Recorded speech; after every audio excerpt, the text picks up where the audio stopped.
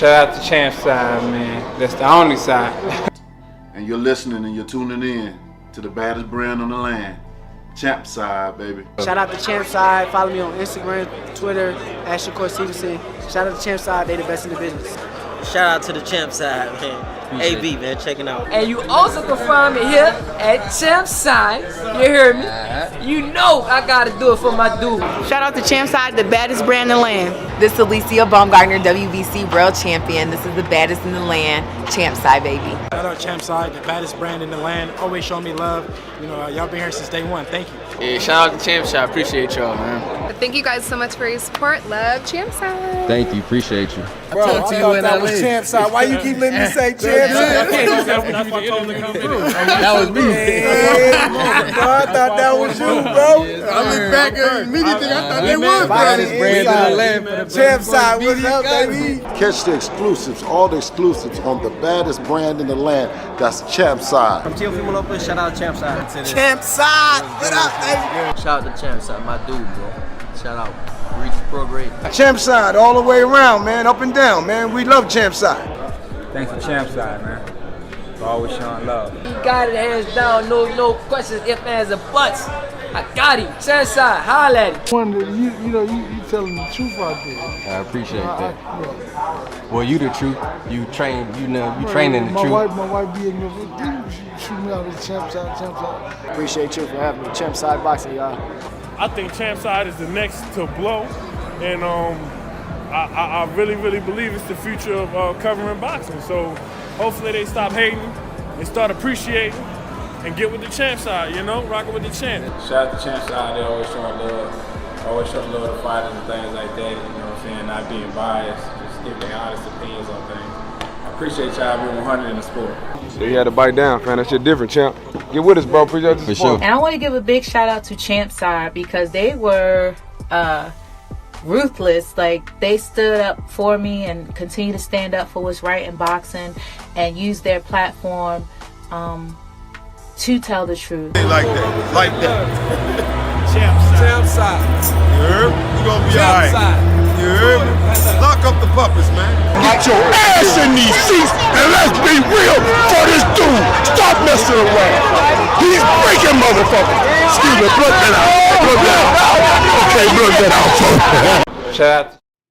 It's the baddest brand in the land, CHAMPSIDE. Shout out to the baddest chat in the land. Share this video, like this video, subscribe to the channel. Class is in session.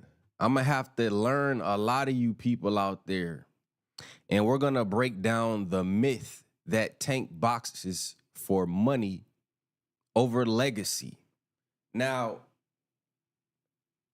when a reporter asked Tank, can y'all hear me? Let me know if y'all can hear me by hitting the like button. Y'all not going to like this.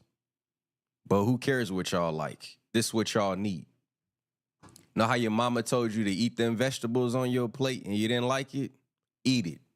It's good for you. This is going to be nutritious for all of you. And I'll put the link in the chat early. I ain't even said nothing, and the link is in the chat. Any of y'all can come up here and get this action.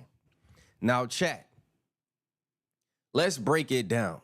So the reporter said, Tank, can we see you fight Shakur before you get out?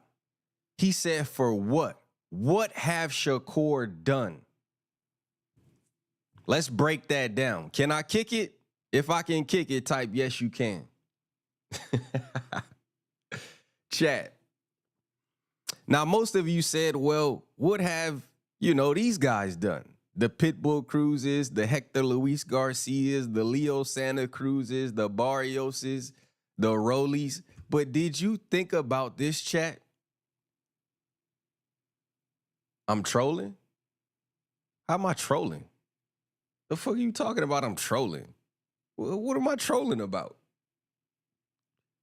I see you trolling. What am I trolling about? What are you talking about, nigga? Chat.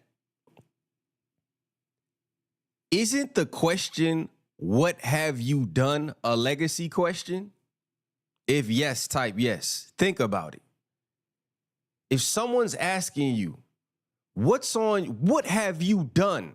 Isn't that itself a legacy question? I'm never trolling. Just some of y'all got slow ass brains must be. I don't know what it is. Never trolling, nigga. I don't have to troll. Oh, that's somebody's name? Okay, for sure. I don't know. I'm thinking y'all talking to me, not somebody in the chat. Okay, shout out to Billo. You've been throwing me off lately, dog. Okay, I got you. My fault. Apologies. I'm ready to go, nigga. So, you know what I'm saying? Y'all need to start adding people that y'all talking to. Chat. Isn't the question, what have you done, a legacy question? If anybody wants to know what you've done, they're asking about your resume. Y'all need to start adding these niggas, man. This is my chat. This ain't nobody in the chat. I ain't got time to read every single person name here. No, add these dudes, man. We ready to go. I'm ready to go. You feel me? Yeah, at them dudes, man. At people. This is my chat. So, don't get lost. I asked y'all a question. Focus up. I don't give a damn what's going on in the chat. The link is in the chat. Y'all share that link. Y'all copy and paste that link. We working today. We busting these niggas over the head today. And help me do it. So, chat, is the question, what have you done, legacy or not? It's a legacy question. What have you done? That's a legacy question. Tank fights for money. Am I right or am I wrong? Furthermore, these are the money fights. If Devin and Tank fought without a belt, if Shakur and Tank fought without a belt, if Devin and Shakur fought without a belt, it will be some of the biggest fights of their career, with exception to Ryan Garcia. Right? So it is a myth that Tank only fights for money. Because if he only fought for money, then Shakur and Devin, he would have already fought or would have plans to fight. Ain't nobody called me. No, ain't nobody called. No, sir. I'll let you see it. Ain't nobody called. That's what it's looking like. Ain't nobody called nothing. It's me, myself, and I in here, okay? Any of y'all can click that link. I would love to hear this. Tell me who that Tank fought, with the exception of Ryan, is a bigger fight than Devin and Shakur. Who? Is it Pitbull Cruz, who nobody knew before Tank fought him? Is it Rolly, who was fighting at Sam's Club before Tank fought him? Is it Hector Luis Garcia, who nobody had ever heard of before the Chris Colbert fight? Is it Barrios, who nobody knew before Tank fought him? Is it Leo, who had a little motion, but he was no mega star? Of course, you ain't, bruh. Click the link, fam. That's all. If you click the link again, we'll see. Click it right now. If you don't jump in this live and I don't see no participant, we getting you out of here for trolling. Shout out to my guy Francis in the super chat. He said, if only everybody just gave $1. Shout out to Francis for sponsoring this live with the 50 piece. Putting some paint all over wherever it ain't. Appreciate you, bro. Shout out to you. Yeah, for those wondering about my Cash App, I put my PayPal code on there, so all you got to do is scan it. You can easily, you know what I'm saying, support the channel if you want. Nobody has clicked this link. I'm waiting for one of the Tank channels, any of the Tank channels, any of the Tank super fans, any of the man fans to click this link and tell me. Oh, man. Here we go. Here we go. Yo. What's up, Tim? Oh man, what's happening? I see you over here cooking. I see you. I hear you. Yeah, I didn't even start. Tim, what's going on? Tim Bradley is in the building, Hey, people. what's up with you, CHAMPSIDE, man? Yeah, man. I appreciate you tuning in, man, and see what I got to say. Oh yeah. But I see how you taking it. I see how you viewing it. I mean, you got a point. I think that Shakur, Haney, those are big fights. However, you're missing something. Okay. This is something that has always been taught. It's kind of been developed over the years. Low risk, bigger reward. That's what it is. You lower the risk, you have control. You pay the fighter who you're gonna face. Lamont Roach should be happy with $1 million. You don't have to pay 5, 6, 7 million to make a fight.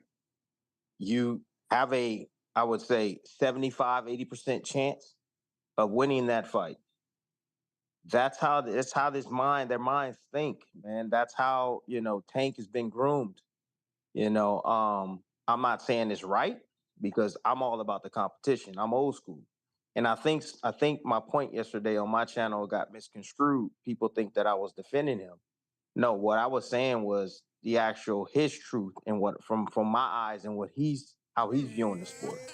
That he's all about the money. We listening, Tim. Go ahead. That was my super chat. No. So that's just it. So yes, he is about the money and making bread, but he is also about taking less risk. He don't want to fight Shakur. That's a risky fight. Very risky fight. It's the fight actually I believe that he can win. I believe he can win that fight. However, it's a difficult fight, and it's a fight that he doesn't feel that's going to be appealing. This is just what me contemplating on what he's saying. Just saying this, this is what he's thinking. It's not going to be as appealing. Yes, he'll get paid, but Shakur also get paid. He's already the number one guy already without even facing Shakur, which is interesting to me, and he's the draw. He's the A side. So he's in a position now to where he can pick and choose who he wants to fight. And he doesn't care about belts, and he doesn't care about at the Hall of Fame, and he doesn't care about any of the stuff that we talk about, us diehards talk about in building a fighter. And that's this generation, man. That's just the way it is. It's this generation. There's some guys like Jared Anderson was another one that had the same outlook on it. I'm just here to do my job. And that's it. I'm here to just get this paycheck. And it's saddening, but you know what? The hot hip hop I listen to nowadays, bro, is saddening for me, but people like it. You know what I mean? People, the younger generation, they like it. They're attracted to the hip hop that we have today. I'm not. I'm in the 90s. You know what I'm saying? I'm in the early 2000s. That's what I'm listening to. So don't misconstrue what I said yesterday and think that I'm defending him. I'm just giving you guys his perspective on the game, and you don't have to like it. You know what I'm saying? But you got to respect it because that's the way he views it. So Shakur ain't on his radar, but it doesn't mean this though. It doesn't mean that the fight won't happen. I didn't talk about, look, Champs, I didn't talk about the whole retirement shit because I don't believe it. I think that's cap. I think that's a tool. It's something that Floyd Mayweather used. I forget what fight he used it for, but after the Oscar fight. After the Oscar fight, yeah. And it's a tool to sell the fight, one. But no, man, there's too much money to be made. One, he's too young. He's 30 years old. He's not going to make the amount of money he's making now in anything else he does. And me knowing fighters and me knowing how good and how that gravy train when it comes, bro, and you want that to continue to come, bro. It's never enough money, man. You just have to just say, all right, I'm done. That's it. No, and just bail out, right? But for him, he's too young, man. To retire. So I think that's all cap. I just think it's a way to kind of push the narrative on the fight and say, hey, if you don't watch Tank right now, then you're not gonna see him. You're gonna see him next year, and then that's it. He's gonna be gone. But to my point about that, if Shakur looks suspect against his next opponent, don't be surprised if you see a Tank offer. Again, these guys are extremely strategic, man.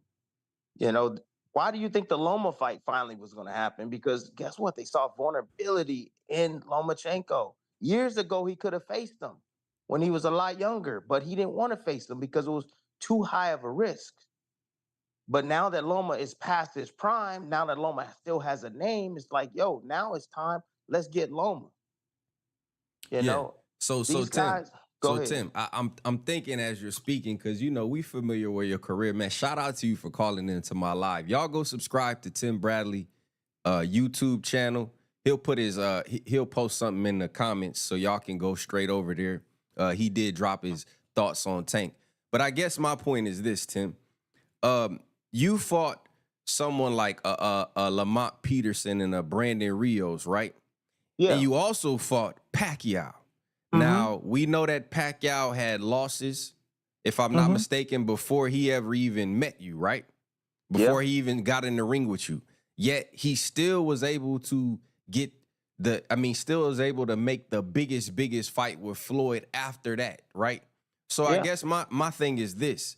Isn't Shakur and Devin still the biggest money fight? Like, for example, I guess what I'm saying is there was a big difference in the money you made versus Pacquiao and when you fought them other guys. I'm, not to get, you don't have to get into specifics, but I guess what I'm saying is Tank, his normal numbers are between 200,000 pay-per-view buys, for example, and let's say 300,000 pay-per-view buys. When he fought Ryan Garcia, he did 1.25 million. So I'm assuming based on the split on whether it's the back end or the gate, there's a big difference. You're talking about, more than you make in a few fights combined. You get what I'm saying? I understand. So isn't Shakur and Devin, I know it's risky, right? But isn't that still the biggest money fight, whether you talking legacy or not? Well, again, Tank don't give a damn about legacy. I know that, but that's my point. Let's remove legacy. Let's just talk money. He doesn't care about legacy. And also, you're missing my point. The risk. You had it's how they frame it up to be, man. It's how you stay undefeated, right? The biggest is keeping your O, because once you lose your O, now it seems like your value depreciates. Well, at least that's what a lot of fighters believe, but they don't realize that has changed. It's about what kind of show you put on. It's not about the fact you lost. It's who you lost to and what you did during that fight. Was it exciting? Because if it's exciting, they'll bring you back. Look at this weekend. We got two fights that are coming back because they were exciting. Exciting fights in Rios. I mean, not Rios, but Valdez and Navarrete. It was a one-sided ass whooping for Navarrete against Valdez, but the fight's coming back because it was exciting, right? So, I mean, look, I hear you. I think those are big fights, but the biggest fight for Tank right now is Ryan Garcia. Oh, for sure. That's the biggest fight. For sure. Yeah, I agree with that. For sure. That's just it. That's the biggest fight. That's the biggest money fight. That's the most pay-per-views that he's ever sold in his entire career. And that's what he's looking for next year. He's looking for that because he got the biggest bag there. And I don't think, and to be honest with you, I don't think Tank really care about Shakur. He just doesn't care about his style. It's funny because I heard Shakur just recently talk about rematching De Los Santos, right? And somebody asked him about it, and he just said, well, I don't know if the fans, because he a counterpuncher, and the counterpunching style, I don't know if it's going to be, an action-packed fight for the fans. And so they're going to say it's boring. So you hear Shakur making excuses, right, about not rematching De Los Santos based upon the reception he got. First of all, it was a boring fight. But at the same time, the style at which De Los Santos fights with, he's a power puncher and he's a counterpuncher. And Shakur is saying, oh, well, I don't think that's smart for me to make that fight. But Tank feels the same way about fighting Shakur. He feels the same way, like, dude, he's a counterpuncher. He's all defense. He's going to move around. I got to go chase him. He feels the same exact way. about the way Shakur feels about De Los Santos and fighting him. Yeah. Yeah, I understand. So it sounds like you're saying that it's too risky, it's not worth the extra money to fight. It's too risky. It's not worth the extra money when you can make 5-6 million fighting against Roach.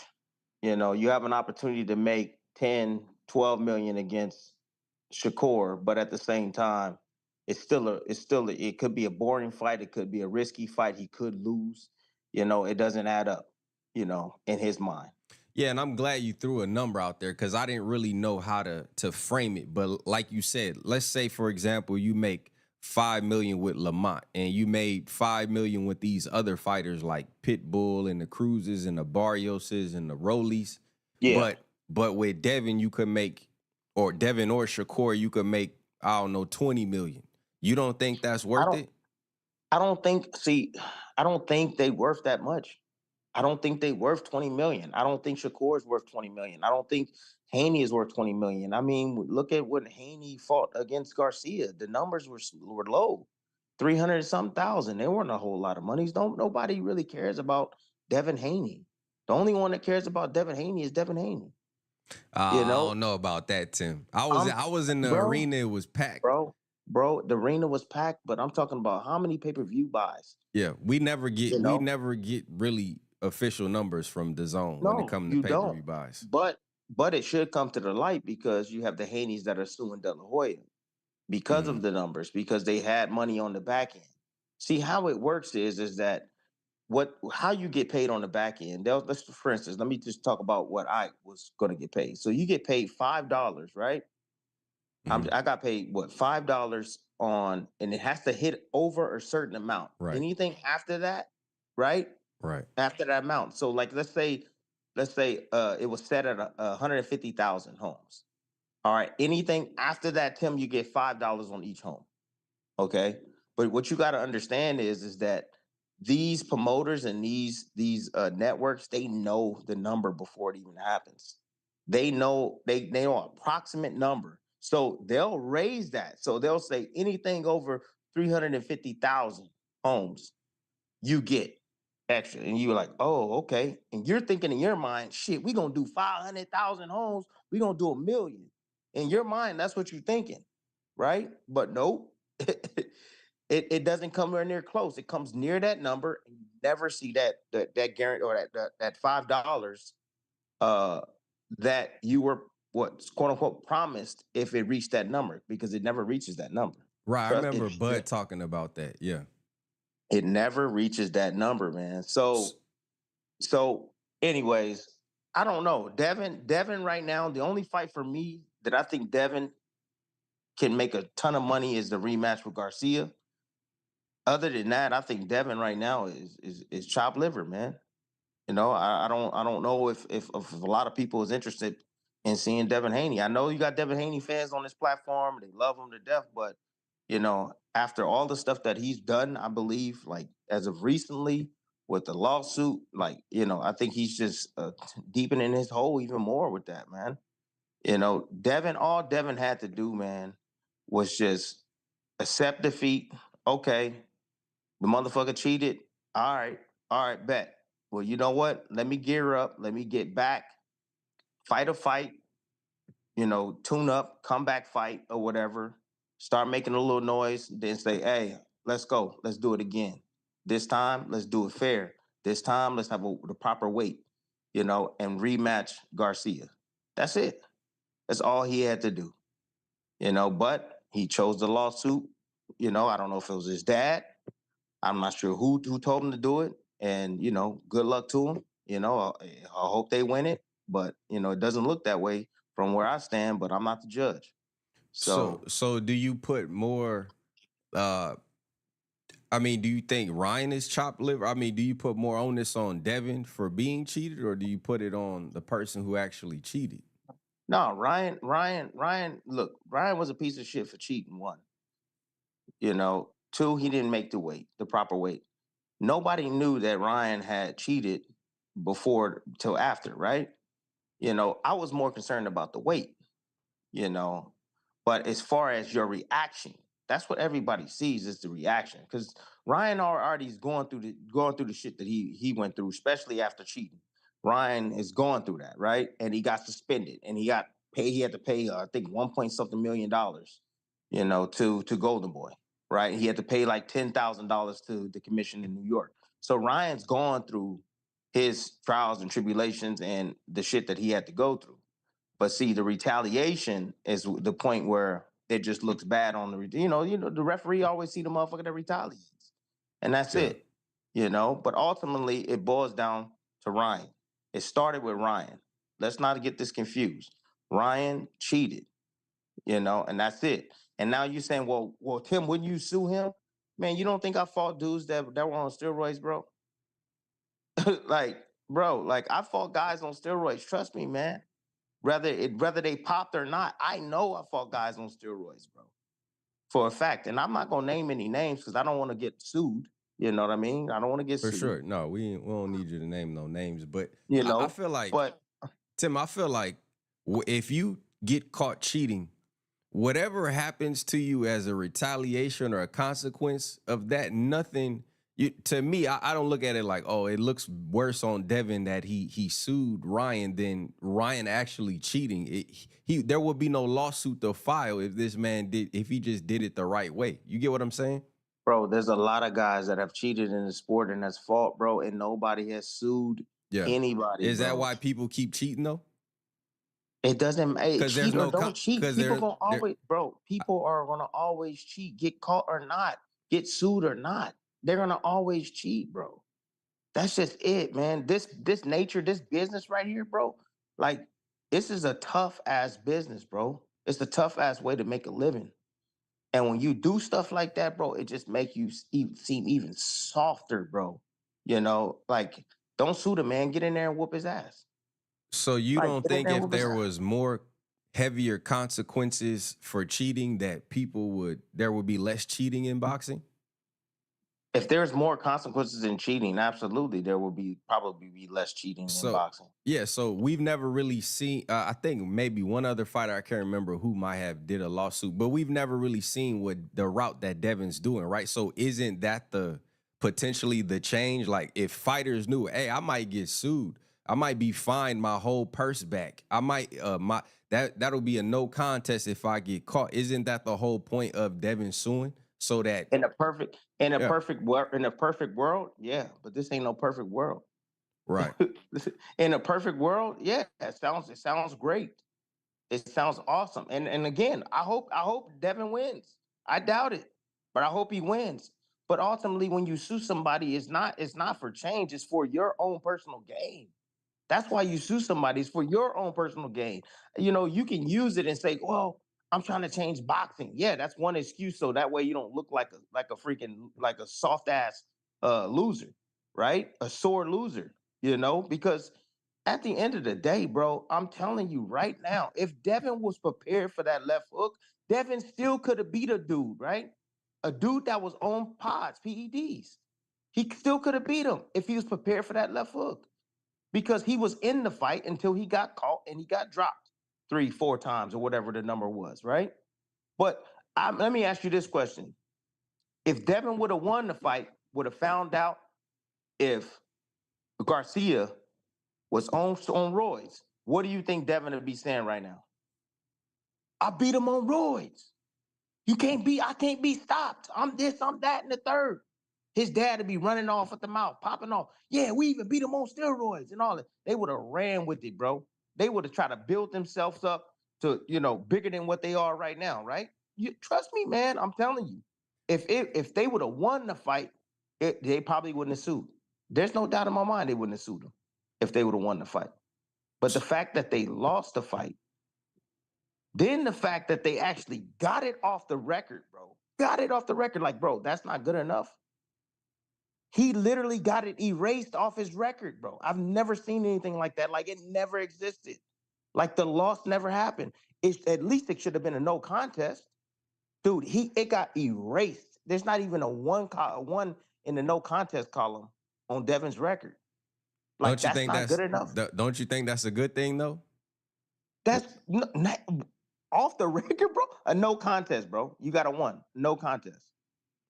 Yeah. When I had look, just put it this way. When I got in that confrontation with who was it?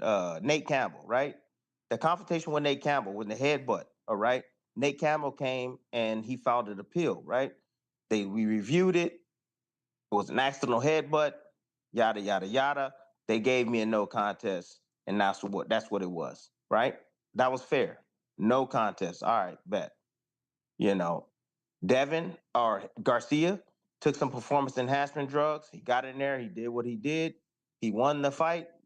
You know what? He used performance enhancement drugs. All right, no contest. Not take it completely off your record because them left hooks, bro, them left hooks landed. Whether he was on PEDs or not, that left hook was going to be land, period. And for me, it was more about the weight than the PEDs, bro. For me, more about the weight than the PEDs. Yeah, So he blew the weight as well. Yeah, the 3 pounds, him not squeezing down, bro. That's the problem. How you think he felt when he fought against Tank? Talking about Garcia. Depleted. Yeah, he was depleted. Depleted. He didn't want to feel that way when he fought against Devin. So he went as far as he could, and he was like, you know what, I'm done. I'm not gonna make any more weight. But then what did Devin do?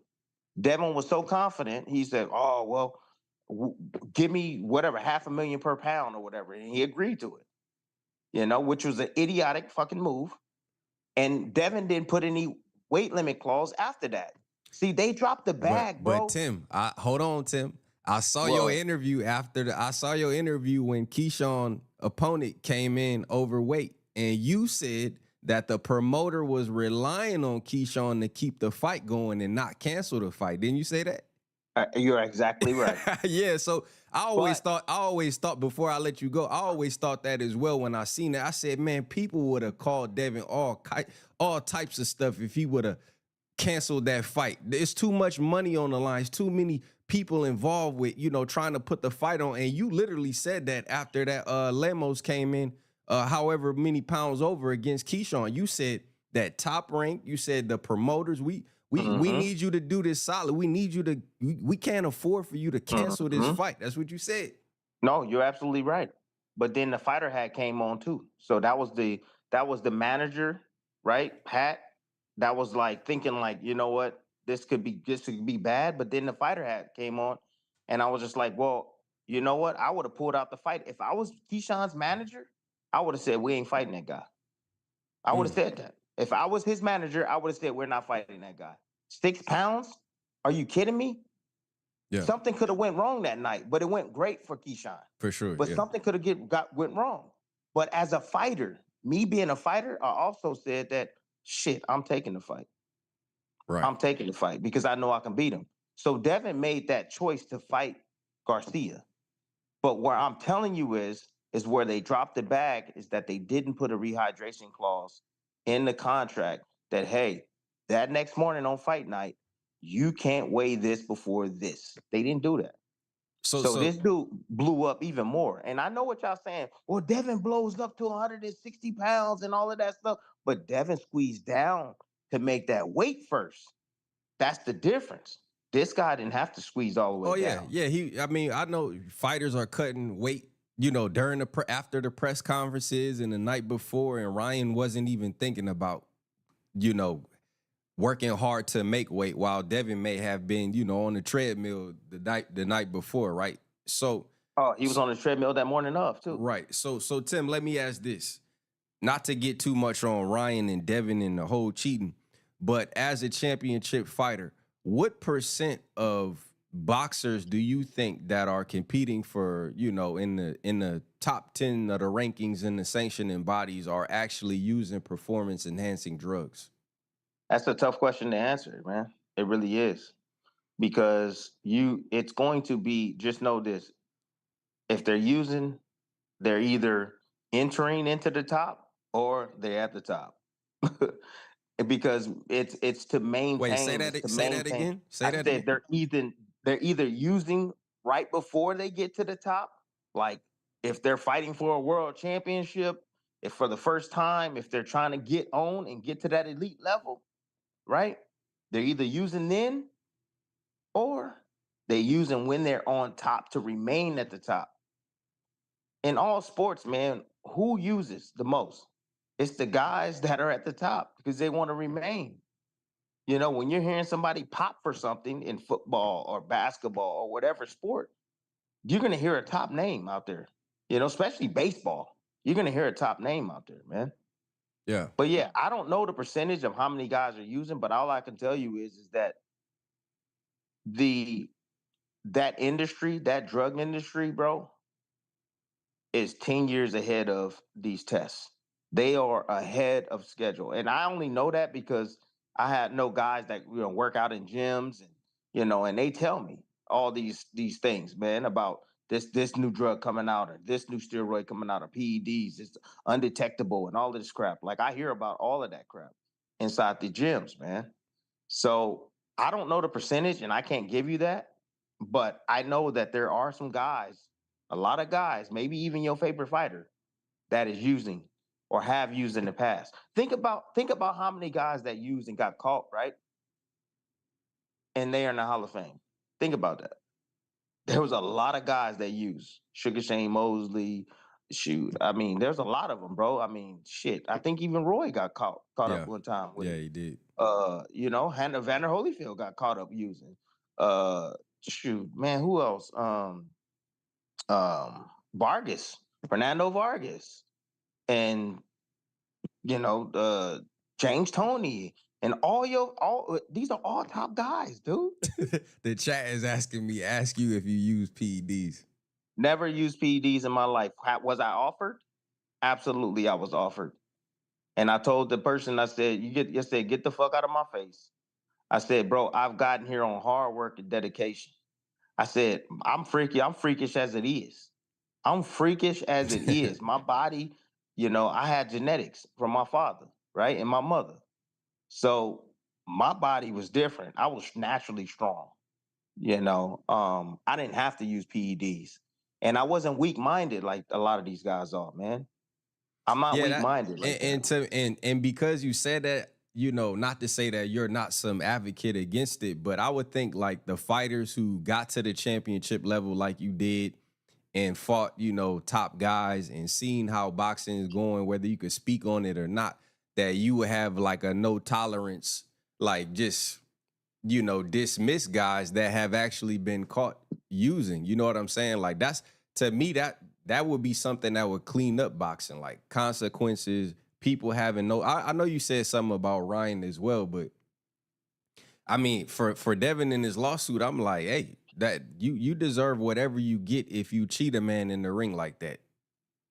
I mean, if it was anybody, right, I'd feel the same way. Before Canelo was about to fight Triple G, they said, no, this fight is not gonna go on. Right. Tyson Fury as well is like, yep. Tyson Fury got caught up too. Yeah, I know. They don't talk about it. I know.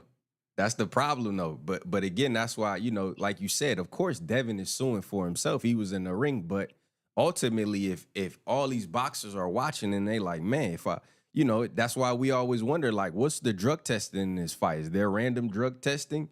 You know what I'm saying? Like Floyd was big on that, right? And I know you fought Pacquiao. We'll never say that he was on it because he never failed any tests, but there was speculation. I'm sure you know about it. Was that something on your mind when you were fighting him? What was the drug testing situation when you fought Pacquiao them 3 times? So the first time we did VADA, second time we did VADA, we did drug testing every single time. But the only suspicious drug test that I've been through with a fighter is when they didn't want to do VADA. And a lot of fighters don't want to do VADA because VADA don't allow any kind of percentage of any kind of illegal substance in your system. So there can be some residue in your system with like WADA and USADA. So, and it's a small percentage. And I don't know the percentages, but you can have just a minute percentage of the performance enhancement drug in your system. So for me, I'm thinking, if you're smart, that's a byproduct of what they were using, right? Like, it's in their system. I don't care how minute it is. They used it to gain an advantage, and it's in their system. You shouldn't have anything in your system along the lines of PEDs, period. So when I fought against Marquez was going to pull the plug on the fight because I was adamant about using VADA. I was so adamant about it, but he wanted to use USADA. And so I said, okay, no problem.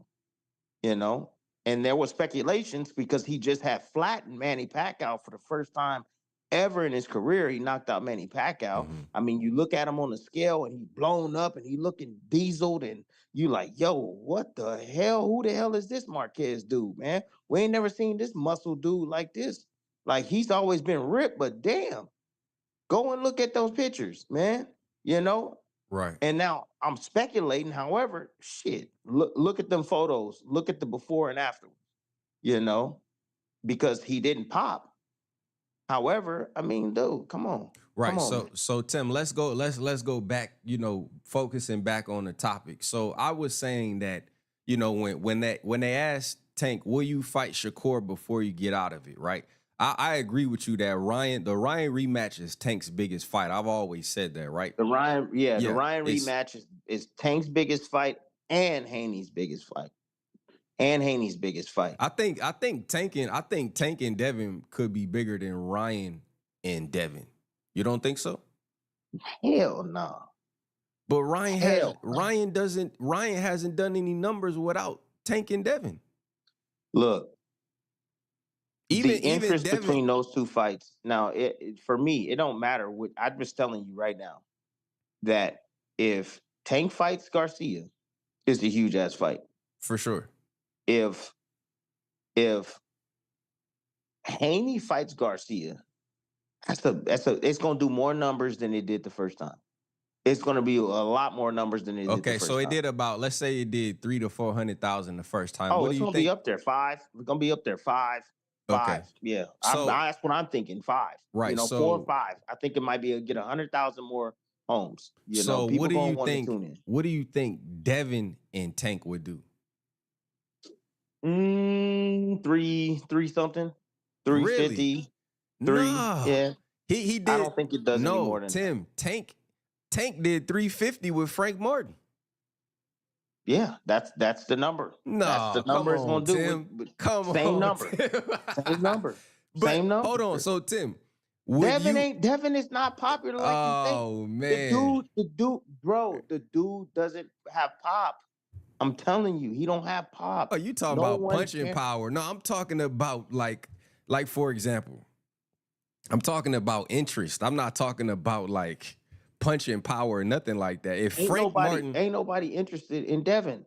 I'm being 100%. Well, then Tim, why did y'all have Devin on y'all network with the Kambosos and the Lomachenko fights? What do you mean? We had him on our network because we had to deal with him.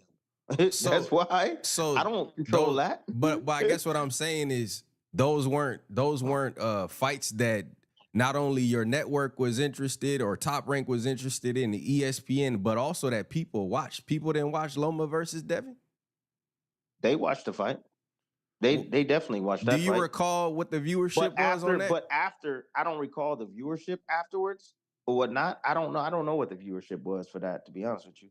I don't know the number. I don't think it was astronomical. Tim, I think if Tank does 350 with the Rollies and the Pitbulls and the Barrioses, and nobody's checking for them guys when Tank is not fighting them. Devin, he have an interest in his career if he's fighting Tank or not. You know what I'm saying? And of course he's still building himself, but I would think that he would do a lot more than 350,000 if Tank did that with Frank. No one really, I mean, Frank have a little fan base, but nothing like that. I think he does. I think Shakur does more than Devin. Okay, I think Shakur does more than Devin. Really? Yes. You think people are more interested in You think people are more interested in Shakur than Devin? Yes, absolutely. Regardless of what people say. Shakur's numbers are better than Devin's. What about the people walking out? Shakur's never fought on pay-per-view though. I understand that, but what I'm saying is the numbers even on ESPN. Shakur's numbers are better on ESPN than that of Haney's numbers on ESPN. His numbers are Really? way better than Haney's. But you just said you don't remember what Haney did on ESPN. Well, I just know that Shakur numbers was one of the highest rated guys at ESPN. Okay. That's what I know. So they didn't say Haney is the highest rated guy. They said Shakur is. And what fight was that? Shit, his last fight, he did no good numbers. With Artem? Yes. He did great numbers with that Artem fight. Did Yeah. over almost like $1 million. Yeah, I mean it's Bud has cracked that too. It's on free ESPN, right? It's a little different. I get it, but I'm just saying the numbers don't lie, and people have interest in Shakur. Now, whether you say he's boring or not, and they say he cures insomnia and all of this stuff. Tim, you was on the panel sleeping on Shakur. Nah, I wasn't sleeping. I just had coffee. Yeah, coffee. I just had some coffee. Man, yeah, you because cracked me look, up, man. Look. I gotta keep it. Look, I gotta keep it. I gotta keep it a buck, but I have to be neutral at the same time. Yeah. I gotta try to keep it in between, bro. Because I'm keeping it honest. This shit do get kind of boring. I'm not gonna lie. You don't counterpunch enough. You don't give us enough action. You're defensive as hell, but not enough offense is coming, of course. Right? But at the same time, I still respect the craft. Mm-hmm. I still respect his game. I still respect the sport, man. So I'm giving you in between, bro. Yeah. I'm giving you balance. I think they're all. I think that there's an interest for all of those fights. I think there's them 3 guys. You could maybe even throw in Tio. I think there's high interest, especially when they get to selling the fight, the press conferences. I think there's a lot of potential with Devin, Tank, Shakur, however you flip them in and out. And I think that those are money fights for all of them, whether you got belts on the line or not. Of course. Yeah, I think there's money, but I mean, each of them have their own value, though. I don't think they're all equally. I don't think they're all equally put at the same value. I really don't. But I would say that yes, they're good fights, and they're the fights that people want to see. We all want to see who's the best 135 pounder in the world is. Will we ever see it? I don't know.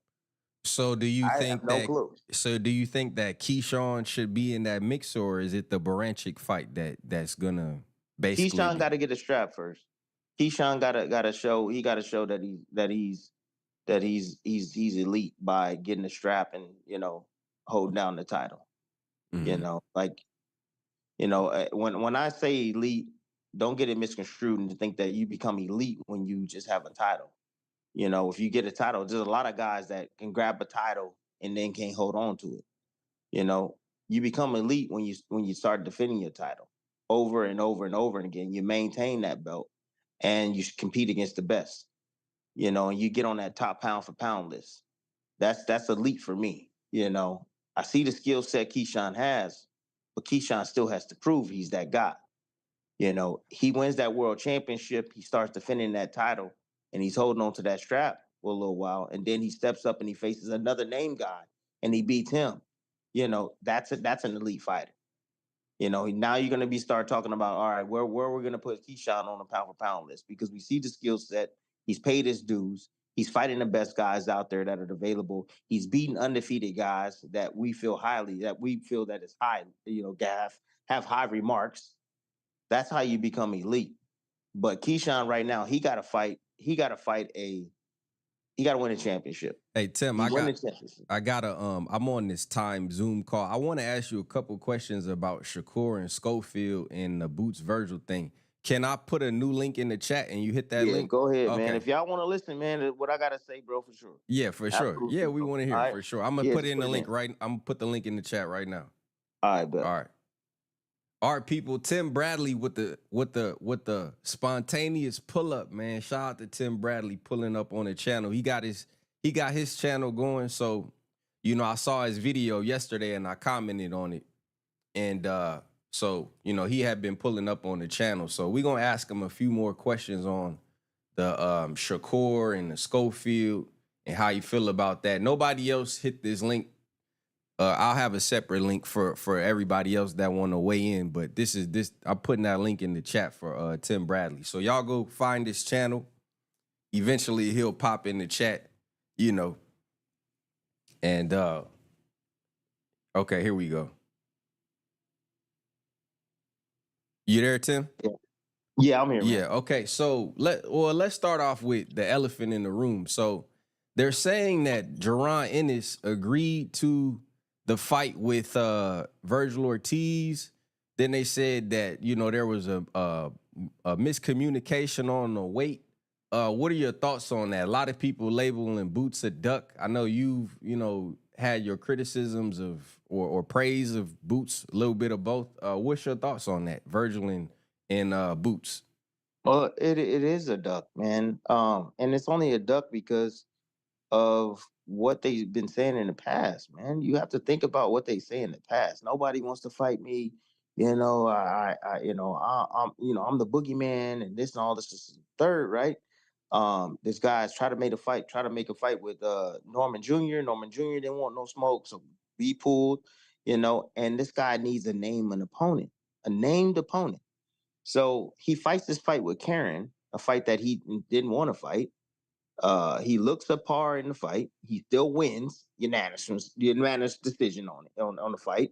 But then after the fight, I'm hearing all these excuses. Well, maybe it's the weight. He needs to go up, and it's even his promoter said it. 154. We done here at 147. He's having a hard time making 147. That affected his performance. Yada yada yada. All right, cool.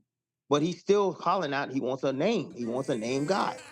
So when you get an opportunity to go up to 154, also have an opportunity because you have to talk to the sanctioning body. Karen was his number one mandatory. Karen was the mandatory. So he's already fulfilled his mandatory position at 147 pounds. So why not go to 54 if you got an opportunity to face one of the best guys in the division?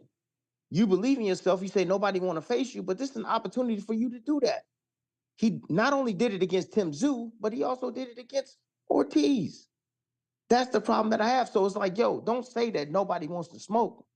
No, there's guys that want to smoke, but you got to get out of your comfort zone and you got to go up to 154. At 47, you sitting there, your career is stagnant at 47. You've done nothing at 47. Since you've been at 47, you haven't had the opportunities to face these guys. None of the other champions want to get in the ring with you. So you got to do what's best for you. Move up in weight. You're a big boy at 154. You stand at 5'10". You got a 74-inch reach. You're supposed to be this tremendous boxer. So it's not like you're a flat-footed, just come forward type of fighter. You got dimensions to your game. Take the fight with Ortiz. This is your chance to prove everything you've been saying in the past. It's not like Ortiz is invincible. Ortiz went down several times in his last fight. Got outboxed in spots. I thought Ortiz lost his last fight, but he got the gifted decision. That's fine. But this is an opportunity for Boots to really show who the hell he is, man. You're saying it's the competition. All right, go in there and prove it against somebody that is considered elite in a different weight class at 154. When you were the bigger man going into the fight, naturally, the bigger man. Ortiz came from 147 pounds. Mm-hmm. He's gotten acclimated now at 154. He's had a couple of fights there, but he didn't look that impressive his last fight. He looked vulnerable. Shit, why not go in there and take advantage of that, man? Go in there and show your skills. Because guess what? The fight was supposed to happen at 47. Right. But it was, quote unquote, premature. Right. For sure. Damn. So Tim, what do you think about Boots saying that he was unaware that the alleged negotiations was being made? Who's his manager? Manager? I don't know. I know Eddie Hearn is his promoter. I don't know. Find out who's his manager, because that's who you talk to. Whoever's his manager, if he was unaware, it's his manager. That's who it is. So a lot of these guys that have their dads as trainers, or maybe have their dads as a manager, bro, that you having two hats, that's difficult. That's difficult to do. The manager has a relationship with the promoter. If the promoter is getting this information, the promoter is going to get the information from whoever side Golden Boy is. He's going to give it to the manager. That's how it works. All right, and they go back and forth that way. So the disconnect is with his manager because talks was going on. And if his manager was doing his job, he would have found out about this. All right. Contracts are stunt now. Remember that. Contracts are stunt. Boots said he's willing to go to 54 and face anybody there, right? He said it. They made excuses that, maybe it's the weight. We need to go up to 54. We need to go up to 54. He has a chance to go to 54 and remain at 147 pounds and be the champion.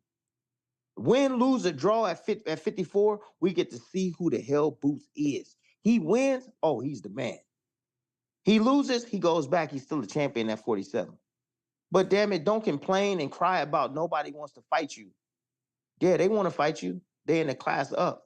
Yeah, I think you was on my live before Boots fought Kieran, and I remember that live I did. I was saying it's time for Boots to move up. I think you was on that live, and what I would like to see, because I want to transition to another fighter that you know very well. I would have liked to see, even if Boots didn't fight Virgil, him use his status in the IBF to fight a Mortazaliev, because if Bud wants to be undisputed, or that he could be in front of that fight. So I wanted to ask you. I know you probably, I'll let you say it yourself, but what % chance would you give Boots of beating Terrence Bud Crawford right now? Are you serious? Come on, man. Look, I've always wanted to see that fight. I've always said that Bud would beat that guy. I've always said Bud would stop Boots. I've always said it. Ain't nothing going to change. Boots is a tremendous fighter. He's young. Some similarities as far as switch hitting and stuff goes with Crawford. However, he's just Crawford has always been on a different level, man. And the hype train was on Boots. You can see the athleticism. You can see the gifts. You can see all those elements that this guy brings into the ring, the speed, the punching power. He has a lot of nuance to his game, but again, he's not seasoned like a Terrence Crawford. Okay? That's the problem for Boots in a fight with Crawford. That's always been the problem with Boots in a fight. Okay? He's not as disciplined as he needs to be. And that can be competition he's facing or the way he's been trained. That's just it. Look, what I've noticed about Boots is that you can't take the Philly out of him. He likes to rumble. Yeah. Well, guys that like to rumble against Crawford, they get knocked out. You got to be smart. See, Boots has an athletic type of style, which can help him in the Crawford fight. Because if you look at Madrimov, you look at his footwork and his in and out movement, right? Boom, boom. That was giving Crawford some issues. Crawford was having a hard time locating him. Boots has those type of elements, but man, can he stay consistent with it? Can he not get reckless? Can he not put himself in bad positions? He puts himself in harm's way all the time doing stupid shit, man. I'm looking at him and I'm looking at his style and I'm just like, man, just fight a complete fight for me, please. Just be complete. Be disciplined. Behind your jab, stand behind your knee, right? Keeping your hands up, right? Like fighting discipline, right? And I still have yet to see that. Regardless of if he's not doing it against lesser competition, ain't no way he's going to do it against Crawford. He's going to do the same exact thing because that's the way he's been trained to do, one. And he's got accustomed to that. And you can't take the Philly out of him. He's going to want to rumble. And when you want to rumble with a killer, you're going to get killed. So there's rumors it's been heating up in the last couple of days that Bud and Canelo might actually get done. It might actually happen. Thoughts on that? Bud coming off the Madrimov fight. Canelo fought Berlanga and Munguia this year. Terrence Bud Crawford would be going up from 54 to, I guess, 68. Thoughts on that? I mean, you know Bud well. You one of the people that first seen him. What do you think about that? I'll just say this. For all the Bud haters out there, for the ones that's not giving him his product, his just due, not giving him his flowers. This fight is an opportunity to show everybody, all right, that he is the truth. This fight right here against Canelo, if this fight happens, he gets to show that he is that guy. That guys like myself, Andre Ward, other guys have been praising him and how great of a fighter he is. This is to be the only fight in Bud's career, right? That he's going to be the underdog going in. The underdog, as opposed to being the favorite. His back is going to be against the wall. No one's going to believe that he can win. And if he can pull off a spectacular victory against Canelo Alvarez, will you guys give him his credit then?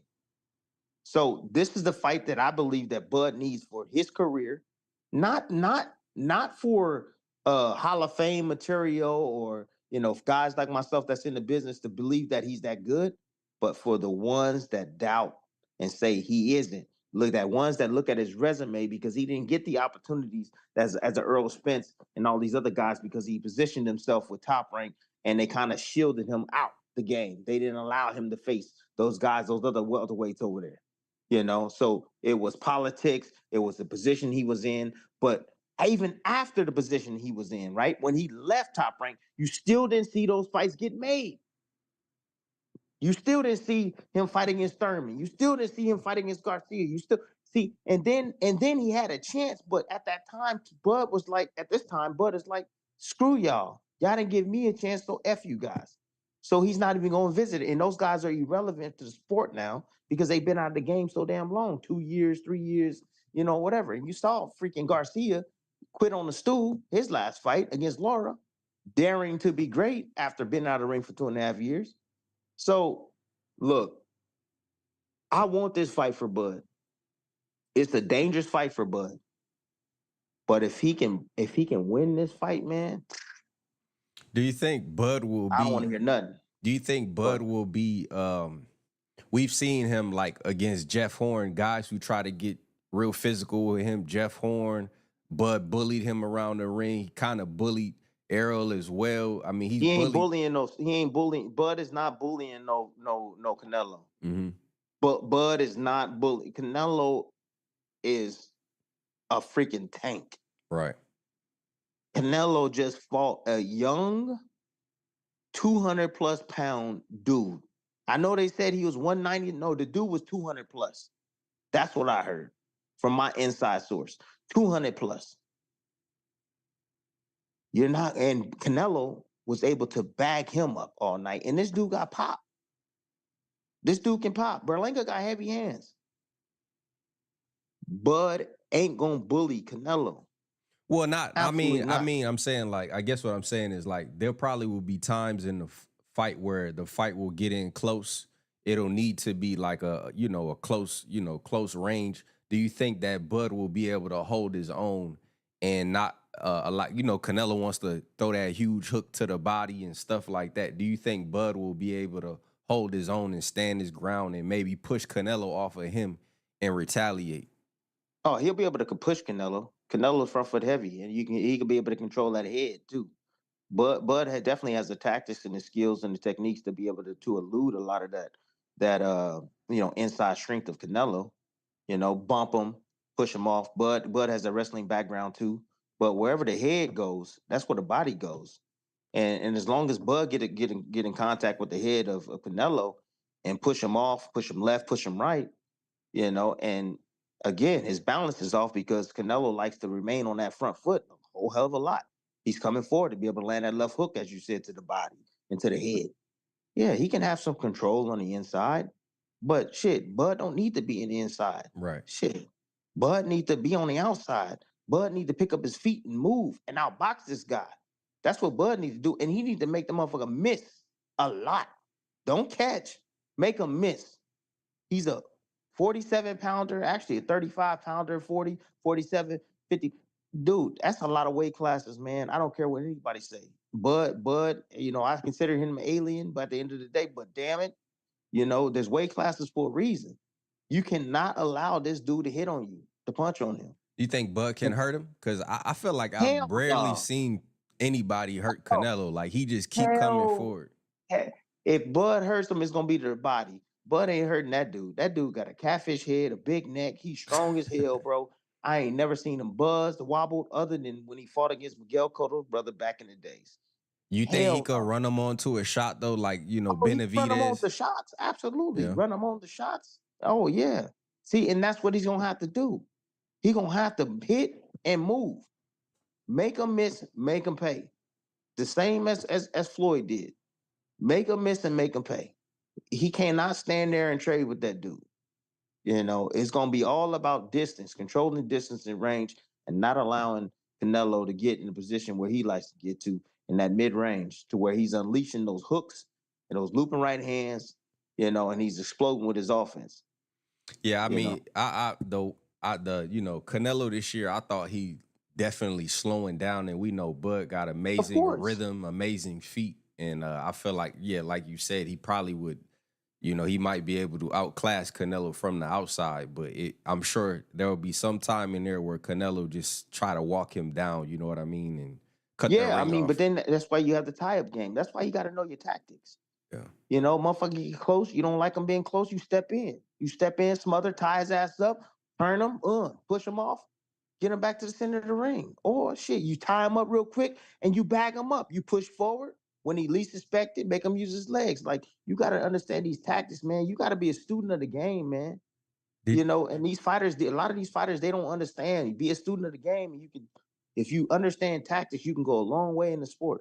You can have a limited amount of skill. Did you think Caleb Plant was like, in my mind, I always thought that Caleb Plant was boxing Canelo beautifully until, obviously he got clipped, but Canelo couldn't find him. Is that what you saw in that fight? What did you, because I guess what I'm looking at is if Bud can implement a similar game plan, I mean, this dude, I mean, he couldn't cut the ring off against Caleb Plant, in my opinion, until late in the fight. Yeah. And Caleb Plant, for me, when I was watching that fight, my scorecard was even going into that 11th before he got stopped. That's what, I had it 5 rounds apiece. Caleb Plant was boxing beautifully, but Caleb Plant, don't have the heart. I don't feel had the heart as he's not as competitive, and he don't have the heart as a Terrence Crawford. Right? He's not as gifted as Terrence Crawford physically either. Yeah.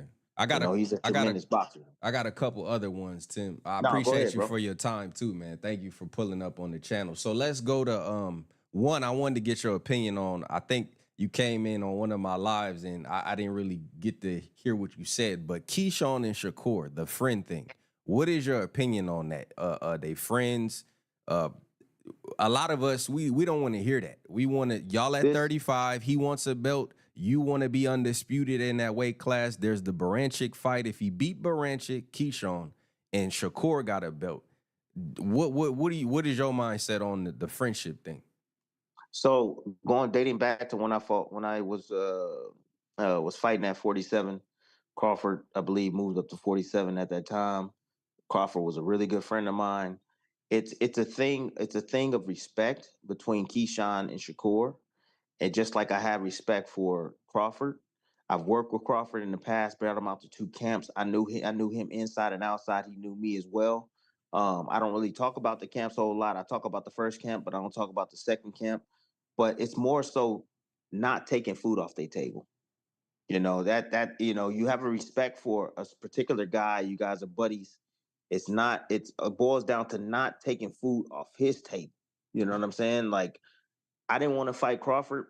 You know what I mean? Crawford didn't want to fight me. We had a respect thing for each other. We knew each other in and out, but we didn't want to take food off each other table. That's just it. And Keyshawn and Shakur feel the same way. There's a lot of other fish to fry in the division other than fry each other. That's just it. Now, Crawford and I, we ain't never sat down and talked. We ain't never been in a position where we're like, all right, shit, we the 2 best in the division, dog. Let's go at it. Let's see who the best is. You know what I mean?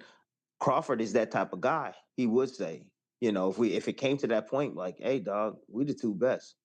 So we got to see who the best is, dog. Let's do it. Yeah, Crawford would agree. Yeah, he trust fought me. Sean. Crawford would say, let's do it. Yeah, he fought Sean. It. He fought Sean Porter, and they was supposed to, they was cool. Yeah. So, let's do it. Let's do it. Hey, let's make it happen, dog. So we got to see who the best is. But it never got to that point. So Crawford was but anyways, it never got to that point. So with that being said, I understand the whole Keyshawn and Shakur thing. I understand that. When you're in the amateurs, you do face your friends and the amateurs. You do, but you ain't making it ain't about no money and taking bread off their table. It's a little different when you're in the pros. But I hear the fans out there, they like, oh, that's bullshit. They, you guys in the same division, you got to fight. I understand that and I get it. But when it makes sense for them to fight, because they boys, then it makes sense. If Keyshawn and them, they clean out the division and they only 2 left, shit. Hey, and if they want to do it, make it happen. But until then, I'm not holding those guys, hostage and saying, oh, they got to fight. Nah, not at all. Thoughts on the young Floyd Schofield at 22 years old taking on Shakur Stevenson on the in February 22nd. Thoughts on that fight? All right, let's talk about this first. Can he win? I guess that's the question. Elephant in the room. Tank is getting ridiculed for fighting Lamont Roach, who's a 130 pounder, moving up to 135, who was a champion. Dog, come on now. You got to keep the same energy for this.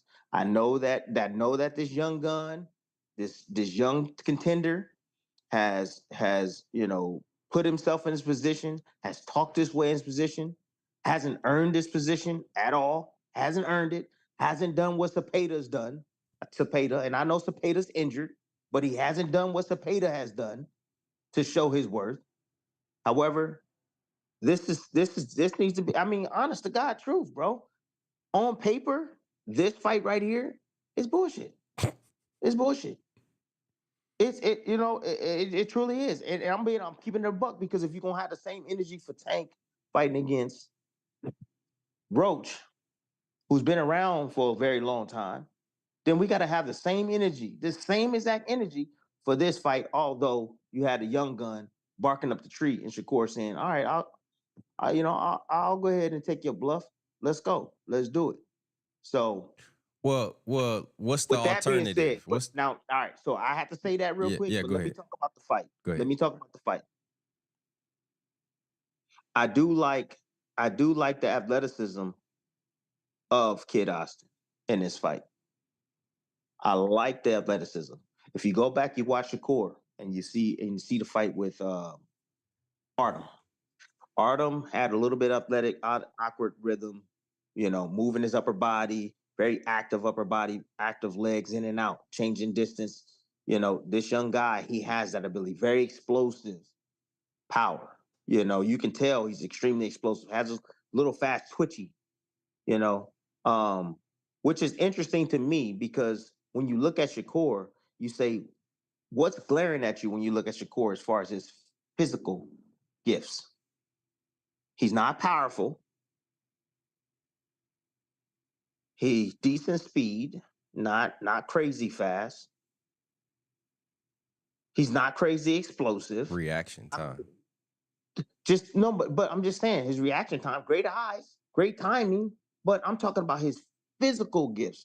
This young kid is explosive. Like Teofimo Lopez is explosive, fast, twitchy muscles. Roy Jones, athletically gifted in that department. Explosiveness, athleticism. When I look at Shakur, he doesn't have those type of attributes. He has great timing, a hell of an IQ, excellent feet as far as defense goes. Excellent feet. He lacks slip counters. Drops his lead hand a whole hell of a lot. Open for left hooks. Kid Austin has a good left hook, man. It's explosive. It comes out of nowhere. He's spontaneous. He's one of those guys that when he pressed forward, if he's out there, fuck it, he gonna go. You know what? I'm in the pool, fuck it, I'm gonna go. I don't care if it's deep end or not. I'm gonna go. He's that type of guy that will attack 1, 2, 3 levels. He's not one of those guys that just throw and then stop, like a De Los Santos who throw and stop. Shakur bags out in straight lines. This kid will attack Shakur and will come forward. He has good hand speed. I see a compelling fight early, man. I do. A very compelling fight early. Speed, the power of this young gun, the fact that he's fearless, the fact that he believes he belongs in the ring with Shakur, whether he has experience or not. Ignorance is bliss. Like, this kid gonna come ready, bro. He is. And this ain't gonna be easy for Shakur. Shakur gonna have to earn this fight on the back end. That's what I'm saying. He's gonna have to earn it on the back end when this young man starts to run out of juice and run out of ideas. All right. Because when I look at this young gun, although all the other things that I laid out, he lacks seasoning. Similar to Boots, seasoning, execution. He lacks that. That's what Shakur has. Seasoning, execution, remaining calm under pressure, picking his spots wisely, expensing his energy the right way. This young gun gonna be spitting like a freaking cobra, a young cobra, spitting and spitting and spitting and spitting. And Shakur gonna play it cool. He gonna have to. Without getting caught, he gonna have to. You think Shakur can drown him in the late rounds? Because he hasn't fought many fights. He hasn't fought, but what, 1 12-rounder, I think? That's what he's gonna have to do to this young gun. Tame him. So when we spar, right? We spar like we get a young prospect come in, amateur, we're pro. They come in first 4 rounds, they hot. Ooh, right. They lighten your ass up. They light you up, bro. You like, damn. Okay. You just remain calm, cool, and poised. During that process, you're landing one shot here. You're landing one shot here. You're slowly starting to break them down, little by little. By the 5th round, they chop liver. They start tired. You start seeing the mouth opening up. They start to get a little bit frustrated. You know, you start pouring on a little bit more combinations on them. Yes, I can see that, him drowning them late. But if Shakur is listening, the Shakur that we have been seeing of late makes this fight interesting.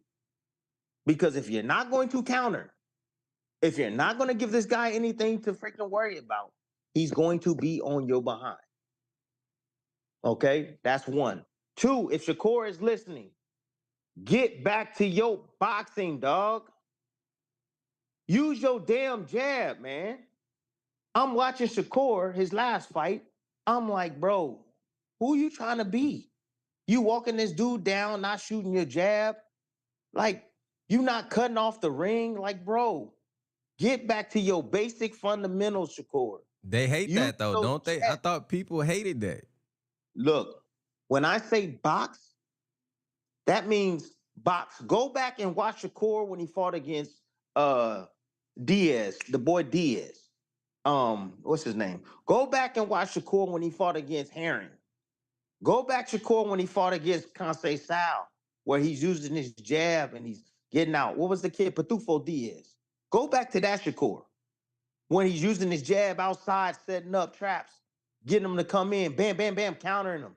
Then stepping back out of range, making a miss, and then bam, bam, bam, countering them. Bro, piecing up Diaz, man. Go back to that Shakur. Not the one that just trying to be, all right, I can make you miss. I can stand in front of you and make you miss and make you miss and make you miss and don't counter. Nah, use your jab, set up your attacks, make them miss, make them pay. Get back to your boxing. You're not a power guy. You're not a knockout guy. You don't have to run all the time. You don't like, when I say run, that means back the fuck out so far you don't even have a chance to counter. That means make them miss, make them pay. Sometimes bail out. All right, cool. Be smart in there, but use your jab. Be educated in there, man, and educate this young man on how to really fight. That's it. Yeah. So don't care about nothing else, man. So boring or not, you get back to boxing, you are going to be entertaining.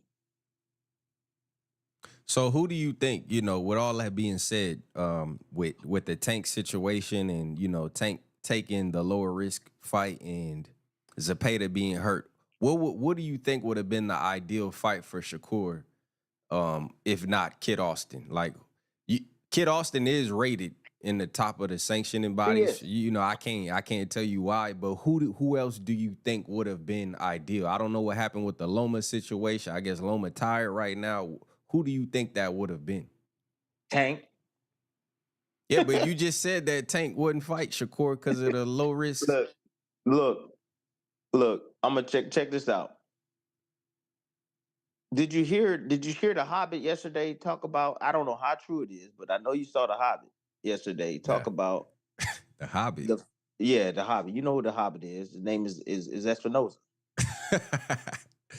Yeah, he said Yeah, they offered he's him a Hobbit. deal. Yeah, but you heard? Did you hear? Did you hear him talk about that they tried to make the fight with Shakur, and that Shakur was having these demands, and Shakur wanted, a couple of fight deal, not a one fight deal, and all of this crap. Right. Yeah.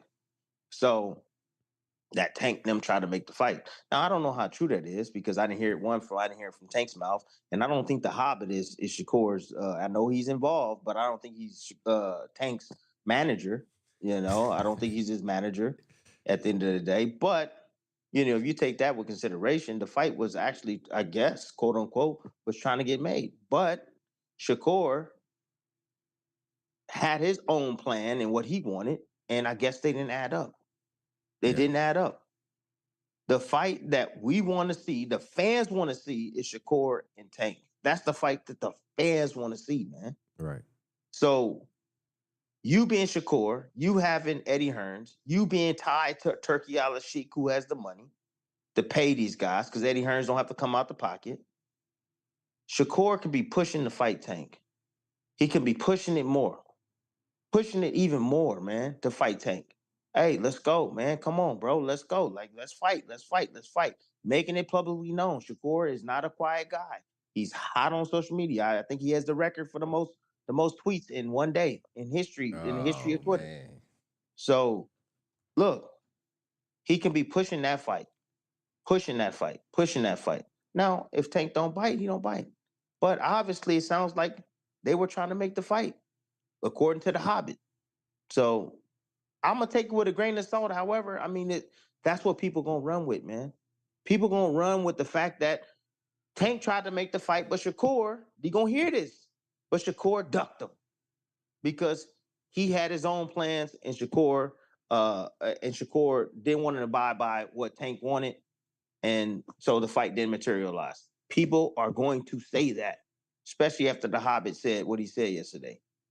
So, but that's the fight I want to see. But another fight that Shakur could have fought, I can just say this. I don't know, but I know this is a better fight than Cardina. A way better fight than Cardina. Oh, yeah, for sure. Yeah, way better I wasn't feeling that fight at all. I don't even know why he was even mentioned. Like, please don't fight that, man. I didn't want him to be injured, but I was like, man, I didn't want to see that, because I think on my channel, I've been covering boxing for like 8 years. I mean, not that long, I guess, but I was there when they came into boxing, like when Shakur debuted and all of that, and it's like they've always been linked together. You know what I mean? Shakur, Devin, Tank, and it's like the marination process is kind of like over marinated now, right? Just like Bud and Errol, they finally fought. So I'm like, but let me ask you, I got a couple more as this Hold thing. on, let me just do this real quick. Hold up. Has anybody heard Shakur talk about the way he views boxing now? Did anybody hear the fact that he's saying he don't care about being a superstar? Did anybody hear that? Like he always wanted to be this superstar, but he don't know if he wants to be that or not. He was on a live talking about this to one of his fans. Shakur is starting to change his view on the sport too. His view is starting to change. His view is starting to become more of a Tank viewpoint too. He's starting to say, you know what? I want to get the bag. That's it. I'm gonna focus on the bag. And it could be with the fact that the fans, critics, there's nothing he can do right. And so he's saying, fuck it, I'm gonna do what I'm gonna do. That's the reason why he was gonna fight a Cardina. That was the reason why. That's the reason why he's going to fight this young guy, because it's a fight. It's a winnable fight for him. He knows it. This guy's inexperienced. That's just what it is. So he started to change his stance on fighting the best too, in a sense, just by his words, what I'm listening to now, in fighting the best. So just stay tuned. Something to keep your eye on, man. Because moving forward, we'll see what Shakur does after this fight. We'll see what Tank does after this fight. We'll see. One, I don't believe. On another note, I don't believe that Tank is going to retire next year. I don't believe that at all. And two, I believe that if Shakur shows some sort of sign of slippage, we could see the fight next year with this young gun. If we see some sort of sign of slippage, I'm telling you, man, we could see Tank and Shakur next year. We could. I got like 4 or 5 minutes left on this call, so I'm gonna do your let thing, dog. Do your thing, no, man. listen, I'm gonna let you go, but I got 2 questions I want you to answer. Go ahead, dog. I want to know why you and Floyd never fought. This is a 2-part question. Why didn't you and Floyd ever fight? And is there any fight that you wish you would have got? And I also want to know who you think has the higher ceiling between Abdullah Mason, Brian Norman, and I think it's them two. I forgot. There was another young person I was thinking of. But yeah, Mason and Norman. But yeah, what happened with Floyd? Was that ever possible? So the fight never happened because I didn't trust him. That's why the fight never happened. I didn't trust Floyd and his team. What do you mean by that? I was offered to fight Floyd, a verbal offer to fight Floyd. They called me when I was under contract with Top Rank. It was right before the Manny Pacquiao 3 fight, before we actually announced that fight. I got a call from them, and they basically wanted to pull me away from the Pacquiao fight. And they offered me, quote unquote, $8 million to fight Floyd Mayweather. All I had to do was not sign with Top Rank and go with them. I didn't trust them. Months before that, I think Amir Khan was trying to put himself in position to fight a Floyd Mayweather. And then Floyd ended up fighting against Andre Berto. And Amir was like, what the like, I was negotiating with you guys. I was working with you guys. I was all in. And then Floyd pulled the plug on it, and it went south. And he ends up fighting Berto at the end of the day. So I didn't want to be another sucker. And they basically pulled me away from, promoter that I've made money with over the years for $8 million. So what I did was I told them, I said, if you're serious about this, wire me $4 million in my account right now. Here's my routing number. Here's this, here's that. Okay, baby, well, I'll get back to you. I'll get back to you. They never got back to me because I want you to put your money where your mouth is. I was guaranteed $4 million to face Manny Pacquiao for the 3rd time. I wanted to know if you were serious. So you can pay me $4 million right here, the $4 million that I'm going to give up and leave my promoter. And on top of that, you can pay me the $4 million that I'm deserving of the night of the fight. And they weren't willing to do that. So I've been in this business a long time. If you don't have things in writing, and sometimes you can have things in writing and things don't go your way, okay, still, and you have a choice then to go to litigation or not. But word of mouth in this game is bullshit. You can't trust anybody. The old days are gone. Ain't no word of mouth. So with that being said, that's the reason why I never fought Floyd Mayweather. Is there another name that you could think of that you may have wanted to fight that you didn't fight? Amir Khan. So the problem with Amir Khan is people think that I ducked Amir Khan. Oh, you ducked him. No, I didn't duck Amir Khan. Come on, glass chin Amir Khan. Stop. Bro, I'm all about that smoke, bro. For real. I'm all about the smoke. Because I'm all about proving that I'm the fucking best, dog. I'm the best. From little old Palm Springs, I'm one of the best fighters on the planet, bro. That's what I'm all about. Fighting the best guys, getting the biggest bag out there, getting the biggest purses, but proving to myself that I am somebody in the sport of boxing, right? So Amir Khan, I was up towards the back end of my contract, and I don't know if y'all know this, but you see fighters. Tim. Go ahead.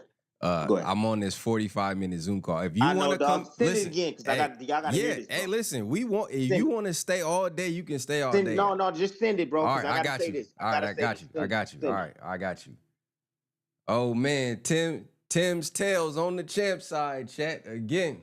We gonna ask the right questions, man. We getting a lot of lot of stuff, you know, a lot of content right now. So shout out to Tim Bradley with these stories, man. We want to hear this. The Hobbit chat? I ain't heard that one. The Hobbit. I'm gonna have to ask him about the Waffle House, man. All right, the new link is in the chat, and then whenever we done, then I'll send out another link for everybody that want to react. I used to have a paid Zoom, but now I'm on this time call, so it's every 45 minutes. It's a new link. Yeah, go ahead. So real quick, man. So where I was at Amir Khan. Yeah. So what y'all don't need to understand is that you're always going to see a big fight for a fighter that's at the end of his contract. More times than none, you're going to see a big fight at the end of a fighter's contract. And then the reason why they do that is because they offer you a big fight with big money, but then the promoter ties you in for a couple of more years. It's attached to the contract, to the actual fight contract. Okay? So I was tired of my regional promoter. You know, rest in peace, Gary Shaw. I appreciate everything you've done for me. You know, I'm always forever grateful. You know, Thompson Boxing started me out. They gave me a chance. Hey, Kenny Thompson, I love you. Thank you. Rest in peace, big dog. But I was done with that level. I needed a bigger promoter to push me to be able to make the money that I felt that I deserved because I paid my dues in the sport. So they were trying to make the fight with Amir Khan. And I was at the end of my contract, and I already fulfilled my obligations to my contract. So it wasn't a breach or anything in my contract. And I ended up getting with Cameron Duncan, who had ends with Top Rank. And rest in peace to Cameron. Cameron shows, man, he taught me the game. Cameron was he's an excellent, excellent manager. Man, all these people, man, passed away. It's crazy. It's unreal. But anyways, so he was like, hey, I got interest in Top Rank. They want to do Pacquiao and you. And I'm like, what? And he's like, yeah. So I'm like, he was like, guaranteed $5 million. And I'm like, wow. Okay, bet. He was like, but if you sign that contract, you stuck with them. You stuck with them, and ain't no way. So I'm like, F Amir Khan. I'll handle that later. Let's do what we got to do. Let's get over the Top Rank and let's go do this Manny Pacquiao fight. This is exactly the fight that I've been in because I've won. I had unified titles already. I had a unified titles twice already. And won world championships. Flew over to England. Done all of this shit, man. So it was like, yo, now it's time to make bread, bro. It's time to make money. I never made over $1 million, bro. It was like, yo, like, what else do I got to do to make $1 million? So I ended up signing with Top Rank. Cameron took me over to Top Rank. I signed with Top Rank. I come back. I had my first fight with Top Rank on a card. It was a Marquez and Pacquiao. Had my first fight underneath with Casamayor. That's when I fought Casamayor. So it was a glimpse on a new network with HBO, the new promoter, and Top Rank.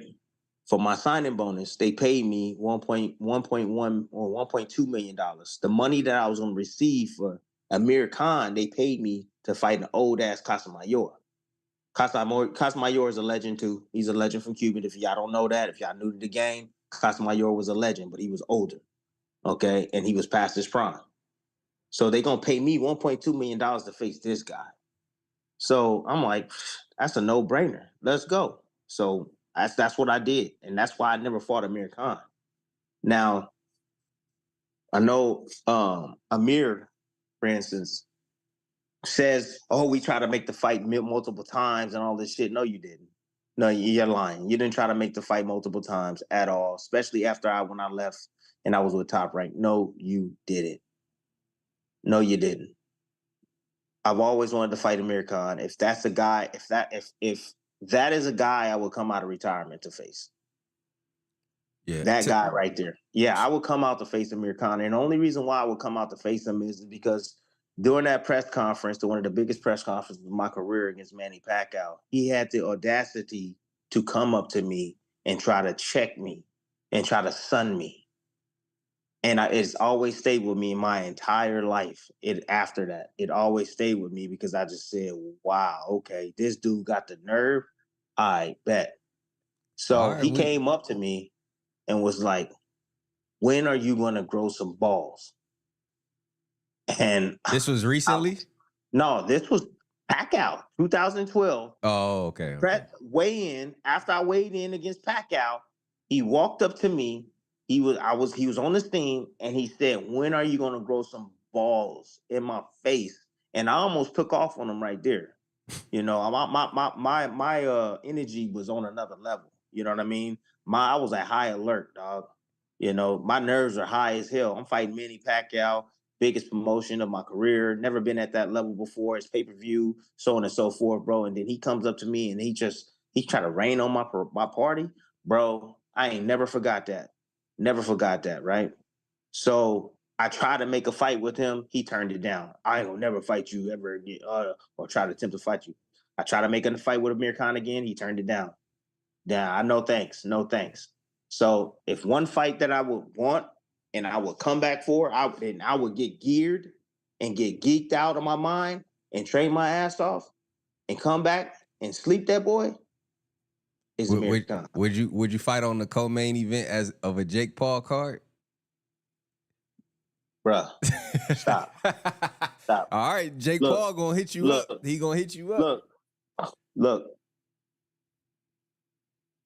I can't fuck with the fiasco. Oh man. But you still fighting you fighting Khan, right? So yeah, right? But I couldn't. I couldn't.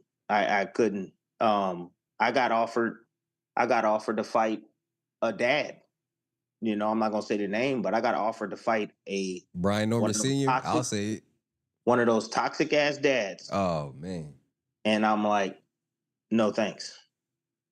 Because dude, money don't move me like that. 1, 2, these dudes don't deserve to be in the ring with me. Toxic dads don't deserve. Amir Khan has accolades. He's done his thing in the sport. He's a fighter. Norman Sr. and all those other guys, they basically they were trash in the sport and they living through their sons. So that's just what it is. Norman Sr. is a bum when it comes to boxing. Go and look at his record on BoxRec. The dude has been knocked out several times. He's had many losses. Yeah. So I'm just saying, you don't belong in the ring with me, dog. Like, it's embarrassing to me to be in the ring with you. So all this fight offer and all this, dude, I have nothing left to prove to you or no one else. And I'm going to do what I'm going to do. And so with that being said, being on a Jake Paul card with Amir Khan, I don't know. Yeah, think about it. Man, listen. Yeah, I don't know, man. I gotta know, man. Yeah, I got you. So I wanted to ask you this as you were speaking about, your career. We got a lot of newer boxing fans, in this new day. They may have not really realized, and we in the newer social media era. And I know you've talked about this before, but can you talk about the type of negativity and the things you experienced from the beating Pacquiao and, you basically shocked the world, literally. Like Muhammad Ali said, I shocked the world. Can you talk about some of the things you experienced and, I mean, obviously you experienced a lot of good things too, but there wasn't really like a heavy social media presence then. Can you talk about like some of the things you experienced? Yeah. Shit, it was 2011, it was 2012, it was a heavy social media presence then, boy. Yeah, it was, bro. I mean, we had Miley Cyrus freaking tweeting and what is it? Was Governor one of those presidential dudes or whatever. What Miley say? Man, Miley Cyrus, I don't know what the fuck she said. I don't remember what she said, but it was something about that I should be ashamed of myself or something. I was like, I did something. I was like, I didn't do nothing. I got in there and did my job. They gave me the decision. You know, it was a close ass fight. Whether you believed it or not, it was a close fight. And the judges felt that I did enough to win the fight. Like that's just what it is. You know, but that's the fight, man. It's like it's like a sore thumb, bro. You know, like that 12. Like you don't want to give me that. If you don't want to give me that win, okay, that's cool. I'm cool with that. It is what it is. Like many people think I got in the Hall of Fame because of that. No, I got in the Hall of Fame because of Marquez and all the other plethora of guys that I faced that were undefeated, that were my leftovers, that all the guys that you're fanboys now of, you know, like your Spencers of the world and all of them, fought. They fought my leftovers. I was the first one to beat a lot of these guys. Lamont Peterson, Devin Alexander, all these guys. I'm the first one to beat them when they were hot, in their primes, when they were top guys in the division. So, but anyways, let's go back to Pacquiao, man. I'm good enough on the tangent. But yeah, Pac, the experience that I had as far as in, you know, I think what's his name? Charlo can contest to this too, because I remember hearing something about Charlo after he fought against Canelo Alvarez, and his kids had to suffer, man. When his kids go to school, bro, when it affects your family, man, all the way down, bro, it does something to you, man, for real. You begin to hate life, hate boxing, just hate people because you're like, yeah, how can you be so low and attack my kids like that? Like they have nothing to do with the fact that I lost or I didn't fight well or, you know, quote unquote, I robbed Manny Pacquiao. You know what I'm saying? I look back at the time, you know, I got ridiculed, bro. My name got dragged through the mud, bro. It was like the biggest topic in sports. You know, if you look at like upset or not upsets, but like bad decision or poor decisions or robberies in boxing, like that's like number one, like all the way across the board, bro, in all the sports. It's like number one. And I'm like, dude, I don't know what fight everybody was watching, but I thought the fight was extremely close. Really close fight, could have went any way. And if you look at the scorecards, it weren't like wide discrepancies. It was like 115, 113, 115, 113 across the entire board by each judge. You know, I wasn't the cash cow. Right. That's what y'all don't understand. I wasn't the cash cow. Usually you'll see a bad decision going towards the cash cow, Right. the one that's making the sport money. Bro, I could barely sell peanuts to an elephant when I was fighting. Why the hell they gonna pick me to win? Like, for what? Right. That's crazy. You know, that's the way I view it. But yeah, I mean, look, man, it was a really hard time in my life because I stand on my business. I stand on being the best in the world. And I fight my fight, bro, and I get no credit for it, bro.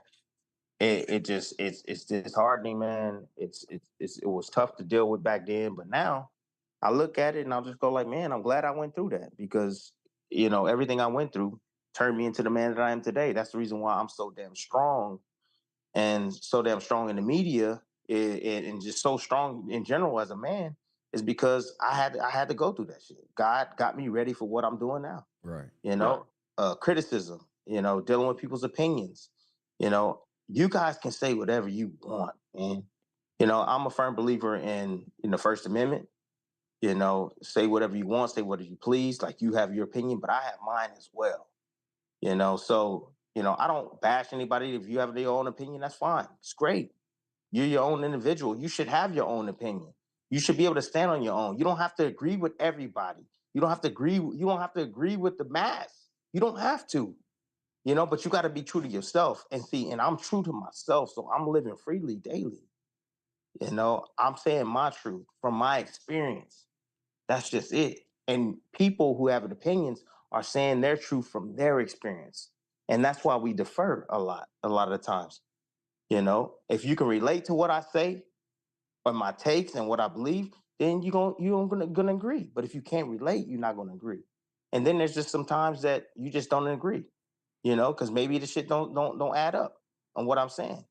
When So when you're not like at a fight or not like amongst literally boxing fans, like in your everyday life, do people ever come up to you about that fight or approach you with their thoughts on that fight?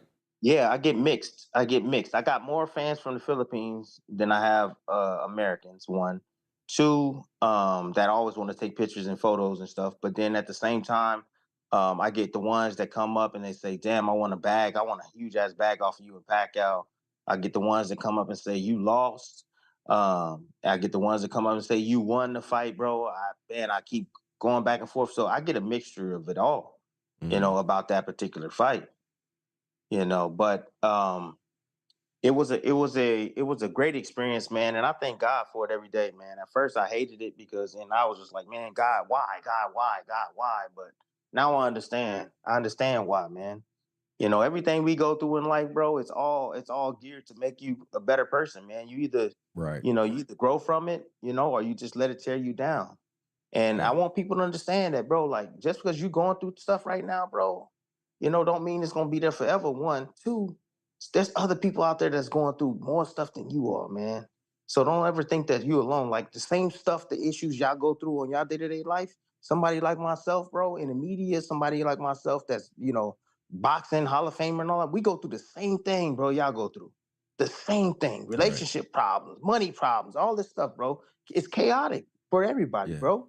That's it. And I just want everybody to know. That's just it. When I talked to Ward, he said the same thing. He said the only difference is, he was like, we have off nights, off days. The only difference is we do it in front of the camera when everybody is watching.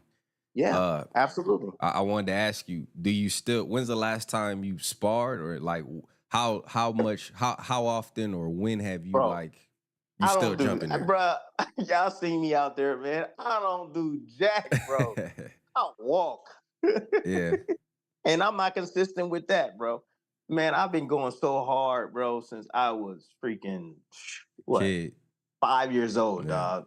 I'm talking about hard, man. My dad was one of those dads where he pushed me, man. He motivated me, he pushed me, he taught me how to motivate myself. But dog, I went hard, like harder than normal. And than a normal person, because you just can't have talent alone. You got to have the work ethic to go along with it, man. And the harder you're able to push your body, you take your body, your mind, and everything to a different level. But yeah, I see a lot of talented guys out there, but they don't have the work ethic, and you're not going to get that far. You're truly not. You're going to go get as far as your mind can take you. But you work your butt off, your mind's going to strengthen. Trust me, it is. Yeah. Yeah, man. It's been fun, man. It's been a fun ride. I enjoy the platform I'm on now. Look, man, I watch this shit daily. I love the sport of boxing. Although boxing is more geared towards business now, more than ever. That's just what it is. Boxing is changing, it's evolving. You got the Jake Pauls of the world coming in now, and many people think it's a good thing. However, I think it's a bad thing. It's just, and I only say that because it's almost similar to the money. It's just about the money. That's just all it is. Like really, like I said on my podcast, or not on my podcast, but on my YouTube channel. That's what it's starting to boil down to. Everybody doesn't care about the Hall of Fame anymore. It's this new wave of boxing. This is what they are about. They're just about making the bag. They've set back and they've, I would say, reviewed the sport and said, one, the sport's not fair. The sport's fucked up. Two, you got Hall of Famers who are broke. You got guys that show up to Hall of Fames, they dead broke, bro. You got guys that show up to Hall of Fame, bro, they can barely talk. So like you get a different perception, a perspective when you see these guys. You say to yourself, like, damn, I don't want to be like that. Like, yeah, you're in the Hall of Fame, but you broke, bro. Like, what? So then they start their mind change, and it goes towards, hey, fuck everything else. I just want the money. Give me the money. You know what I mean? Like, y'all can have that Hall of Fame. Y'all can have and that's where I feel that Tank is at, man. And he got that from Floyd, man. It's no secret. It's from Floyd, man. Floyd has always been about that. Yeah, I wanted to ask you about where boxing is going in the future, but I want to go backwards, actually. Are you familiar with the stories of what they call the Black Murderers Row with Charlie Burley and Eddie Booker, Jack Chase, Coco Kid? Yeah, I heard of it. Yeah, definitely heard of it. I did a documentary on my channel. Whenever you get some time, you should check it out. It's very interesting. Toledo Springs did a book on it as well, and it hasn't had much documentation, but basically it was about 8 boxers, 8 black boxers. They had these guys had records 120 and 50. They were rated high in Ring Magazine, but they weren't able to secure fights with Sugar Ray Robinson and Henry Armstrong and some of the other champions at the time. So I think Denzel Washington played in it was based on a play called Fences. You ever seen that movie Fences with Denzel and Viola Davis? I may have. I don't remember. So that character was based on Charlie Burley, and these guys were basically ducked, infamously ducked, and I think you might enjoy that as a boxer yourself. But a lot of guys are ducked. Yeah, so black fighters back in the days, man, back in the early 20s, 1920s, they didn't get opportunities. Right. Of course. Right. So Tim, I wanted to ask you. I was gonna ask you, do you see what Turkey's doing as comp? Well, I know you work with Top Ring and stuff like that. I was initially gonna ask you, do you see that as competition? But when you see the new Riyadh card, you see Top Rank, you see Matchroom, you see Queensberry, you see PBC. Do you see them? Is that like competition for y'all because it's on a different network? That's what I need to ask you. I don't know how much you can say about it, but what's going on with ESPN potentially not renewing their contract with Top Rank? Can you speak on that at all? And if so, I don't know. Yeah, I don't. I work together affiliated with Top Rank. They, of course, they're my family, but at the same time, I have no, understanding or, that's past my pay grade, bro. I don't know what the hell is going on with that, to be honest with you, bro. So I can't speak on it because I don't have any information to give, bro. Mm-hmm. That's all inside information with Top Rank, and they don't tell me anything about it. So, but other than that, I don't know. I'm not sure. I'm not sure what's going to happen. I'm waiting just like everybody else is. Yeah. Mm-hmm. Okay.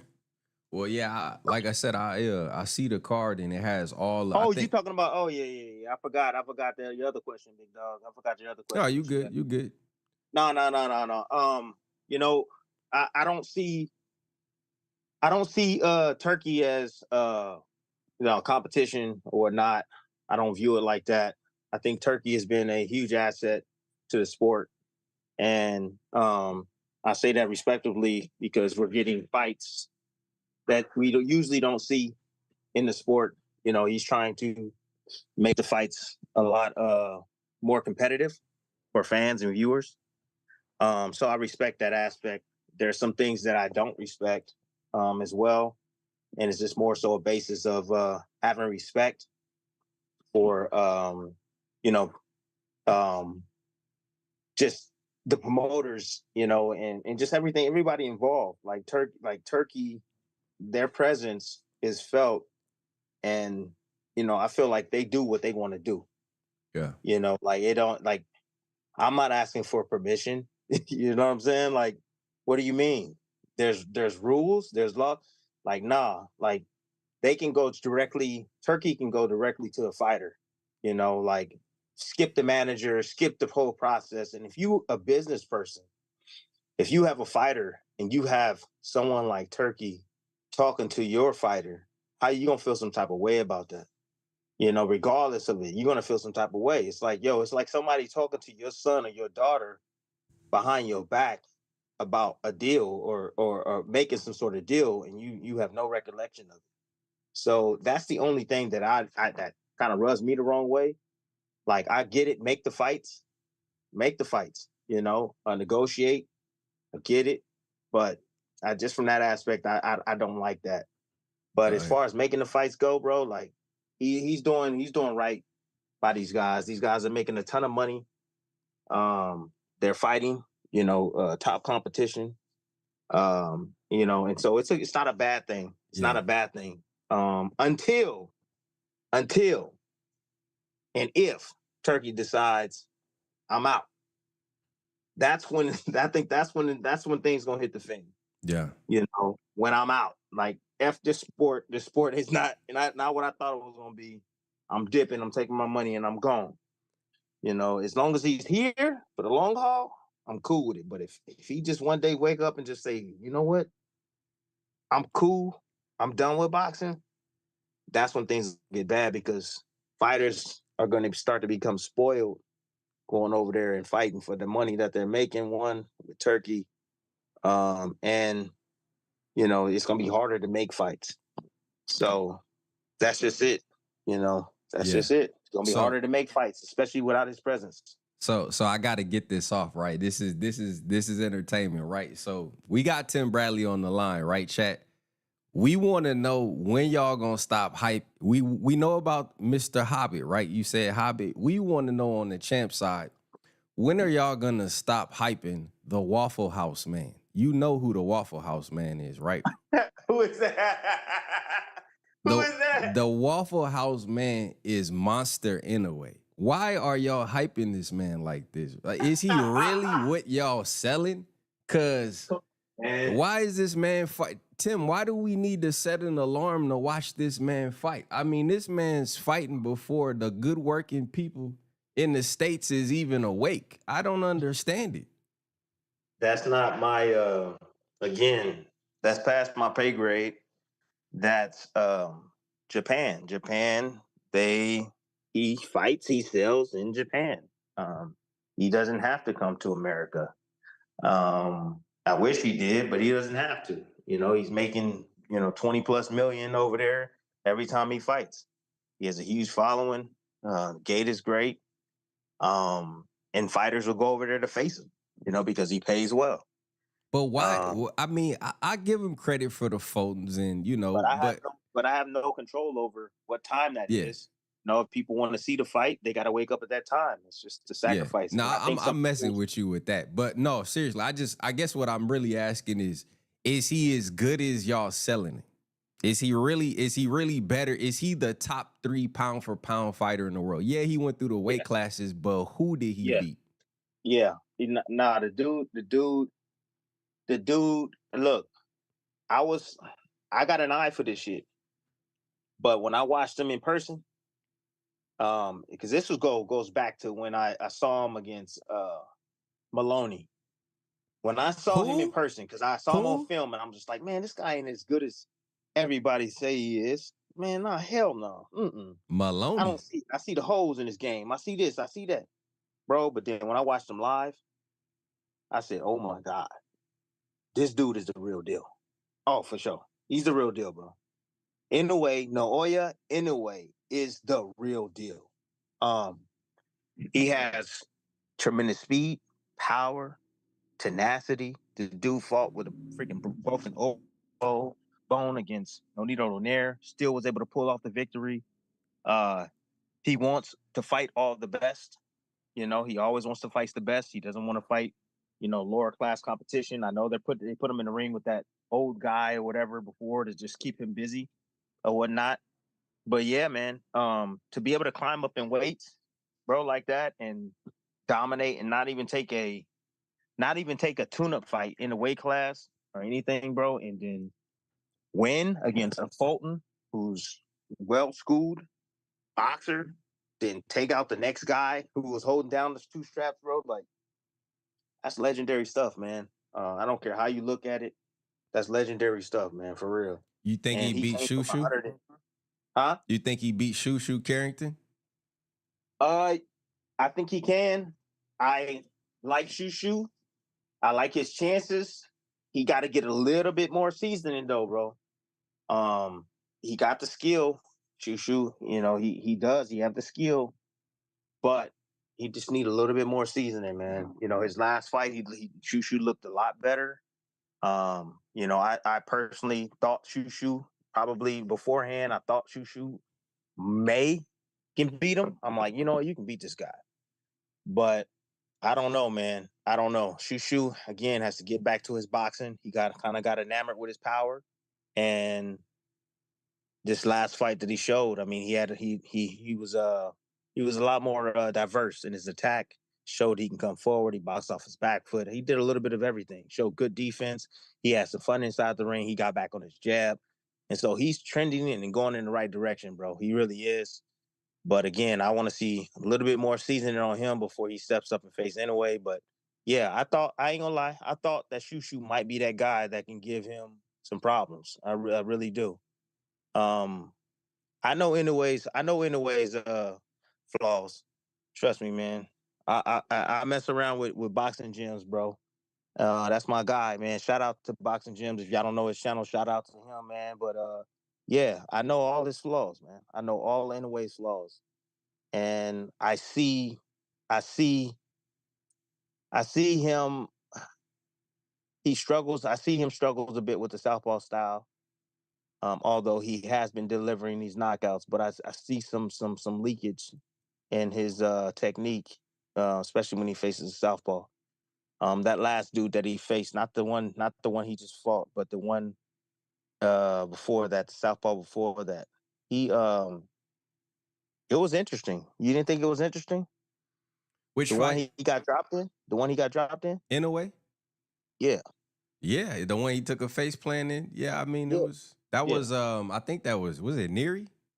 That was Neary, yeah. Yeah, I think that it was Neary, man. Yeah. That was interesting. That was extremely interesting to me. I mean, he got up and he finished, bro. The speed and power is real, bro. That speed, power, accuracy, his balance is unreal. You know, the way he's able to generate power from small spaces and area, bro. The boy can fight, man. He the real deal.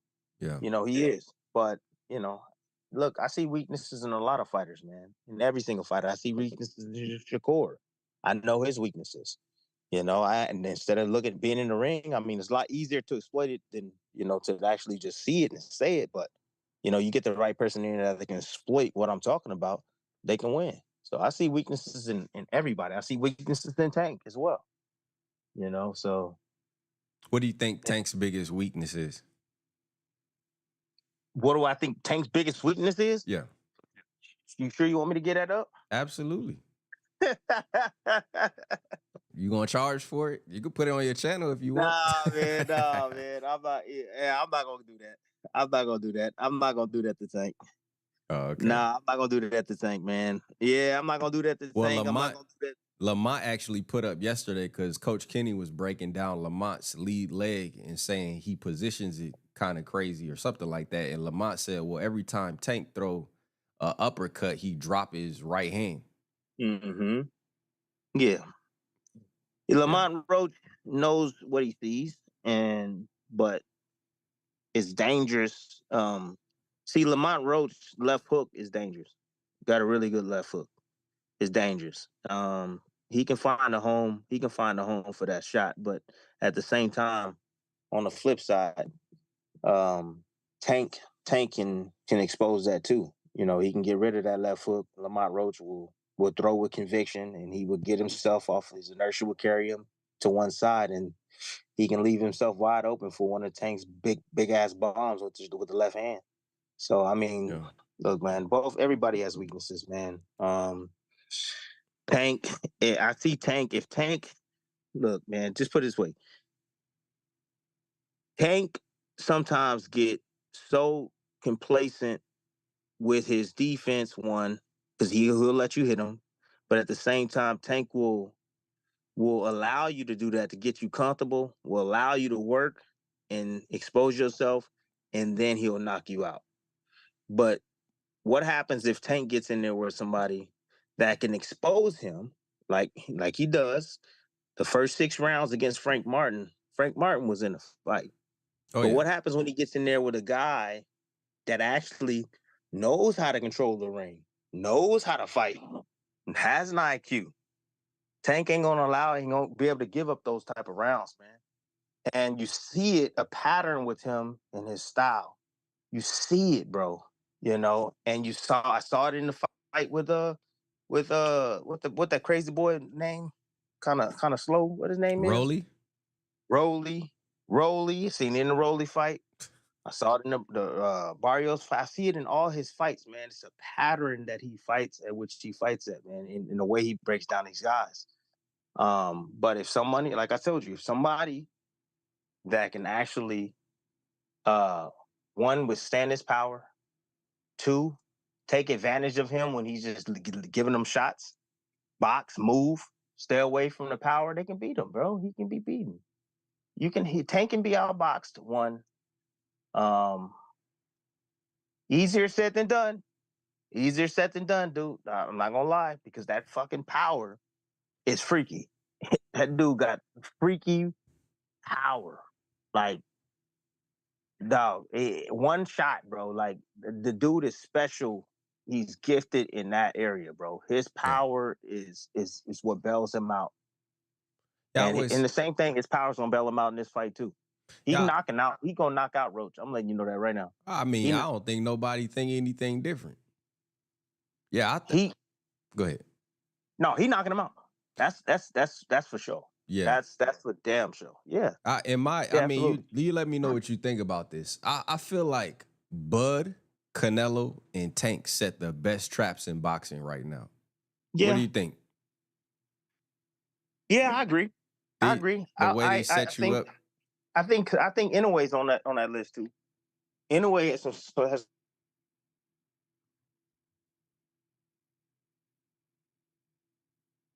You there, Tim? Yeah, I'm here. Yeah, you you cut out a little bit. You said you think Inoue is on that list. Yeah, I think Inoue's on that list too. But I do like that list a lot. Yeah. Tank. I think Tank and Bud are the two best at landing those traps and landing that boom. I think Tank single-handedly has that one punch more than anybody. Shit, in boxing. They'll land that one and it's over. Yeah. The way Bud clipped Benavidez at the last seconds of that fight was so filthy. It was like he walked them straight into that shot, and it was like, man, he didn't even see it coming. He just rolled over.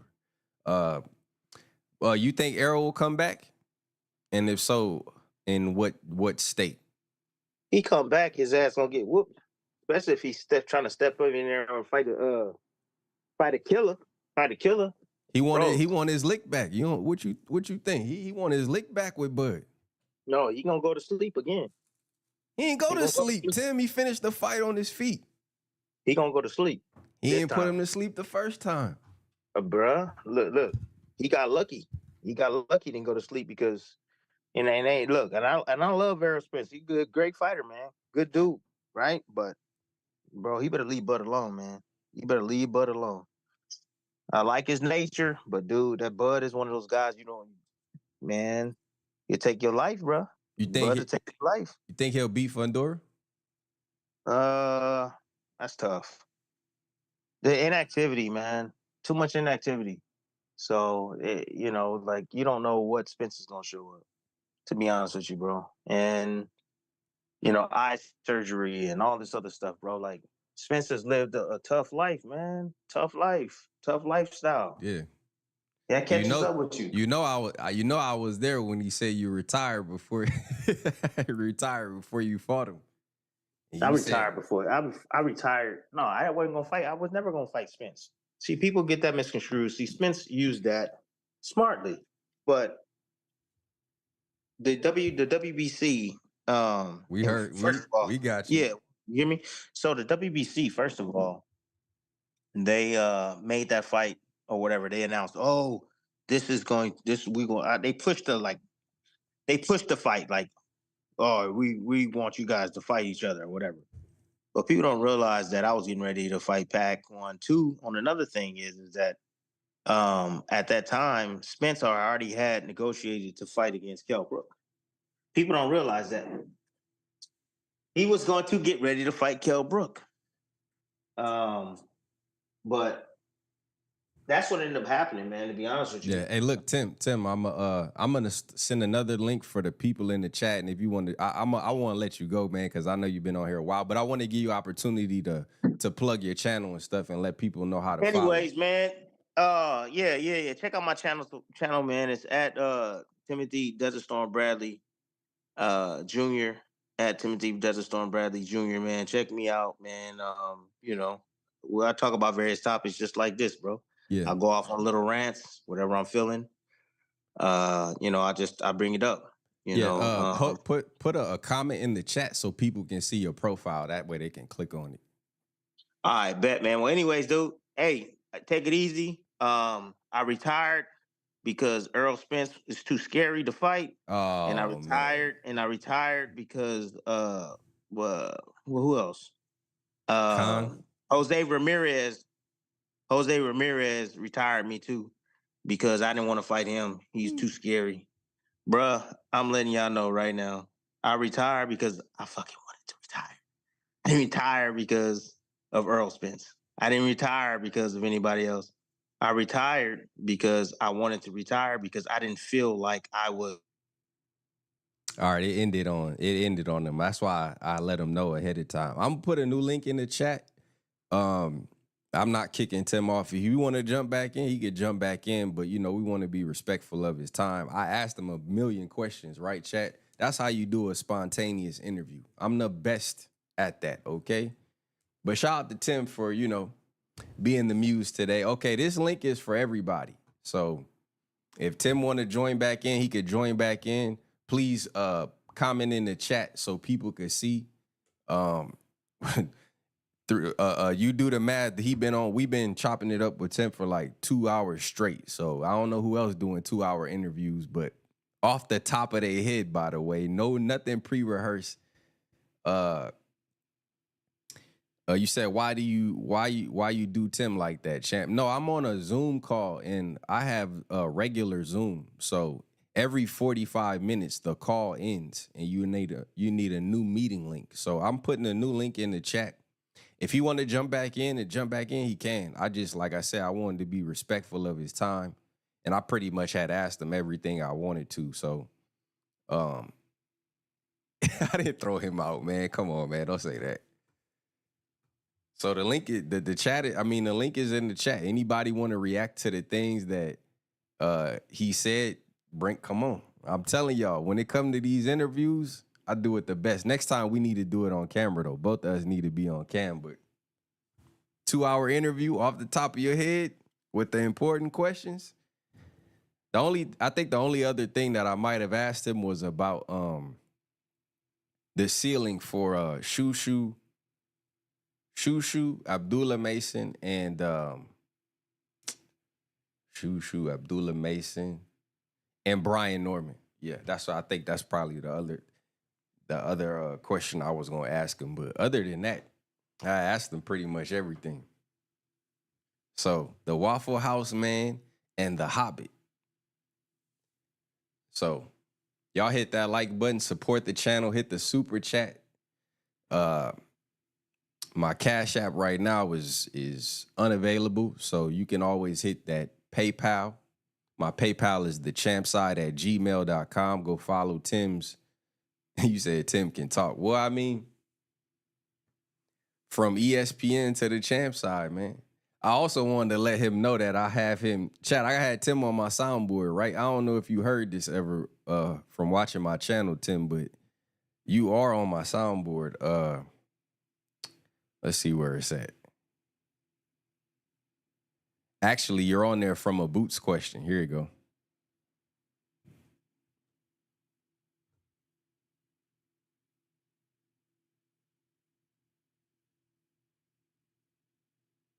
Hold on, it's I don't know why my sound bites be the ones that's not on my board. You crazy? Yeah, so I used to play that. Sound bites, man. No context. Great sound bite. Okay, we got why y'all hesitating to click the link, man? Y'all was in the chat typing a lot, man. Y'all call in and react to the things that Tim said. We still on this topic, right, chat? I mean, we still on this what have they done? Tim gave his explanation. He basically said that Shakur and Devin is too risky. You said Team Haney gonna be pissed about this interview. For what?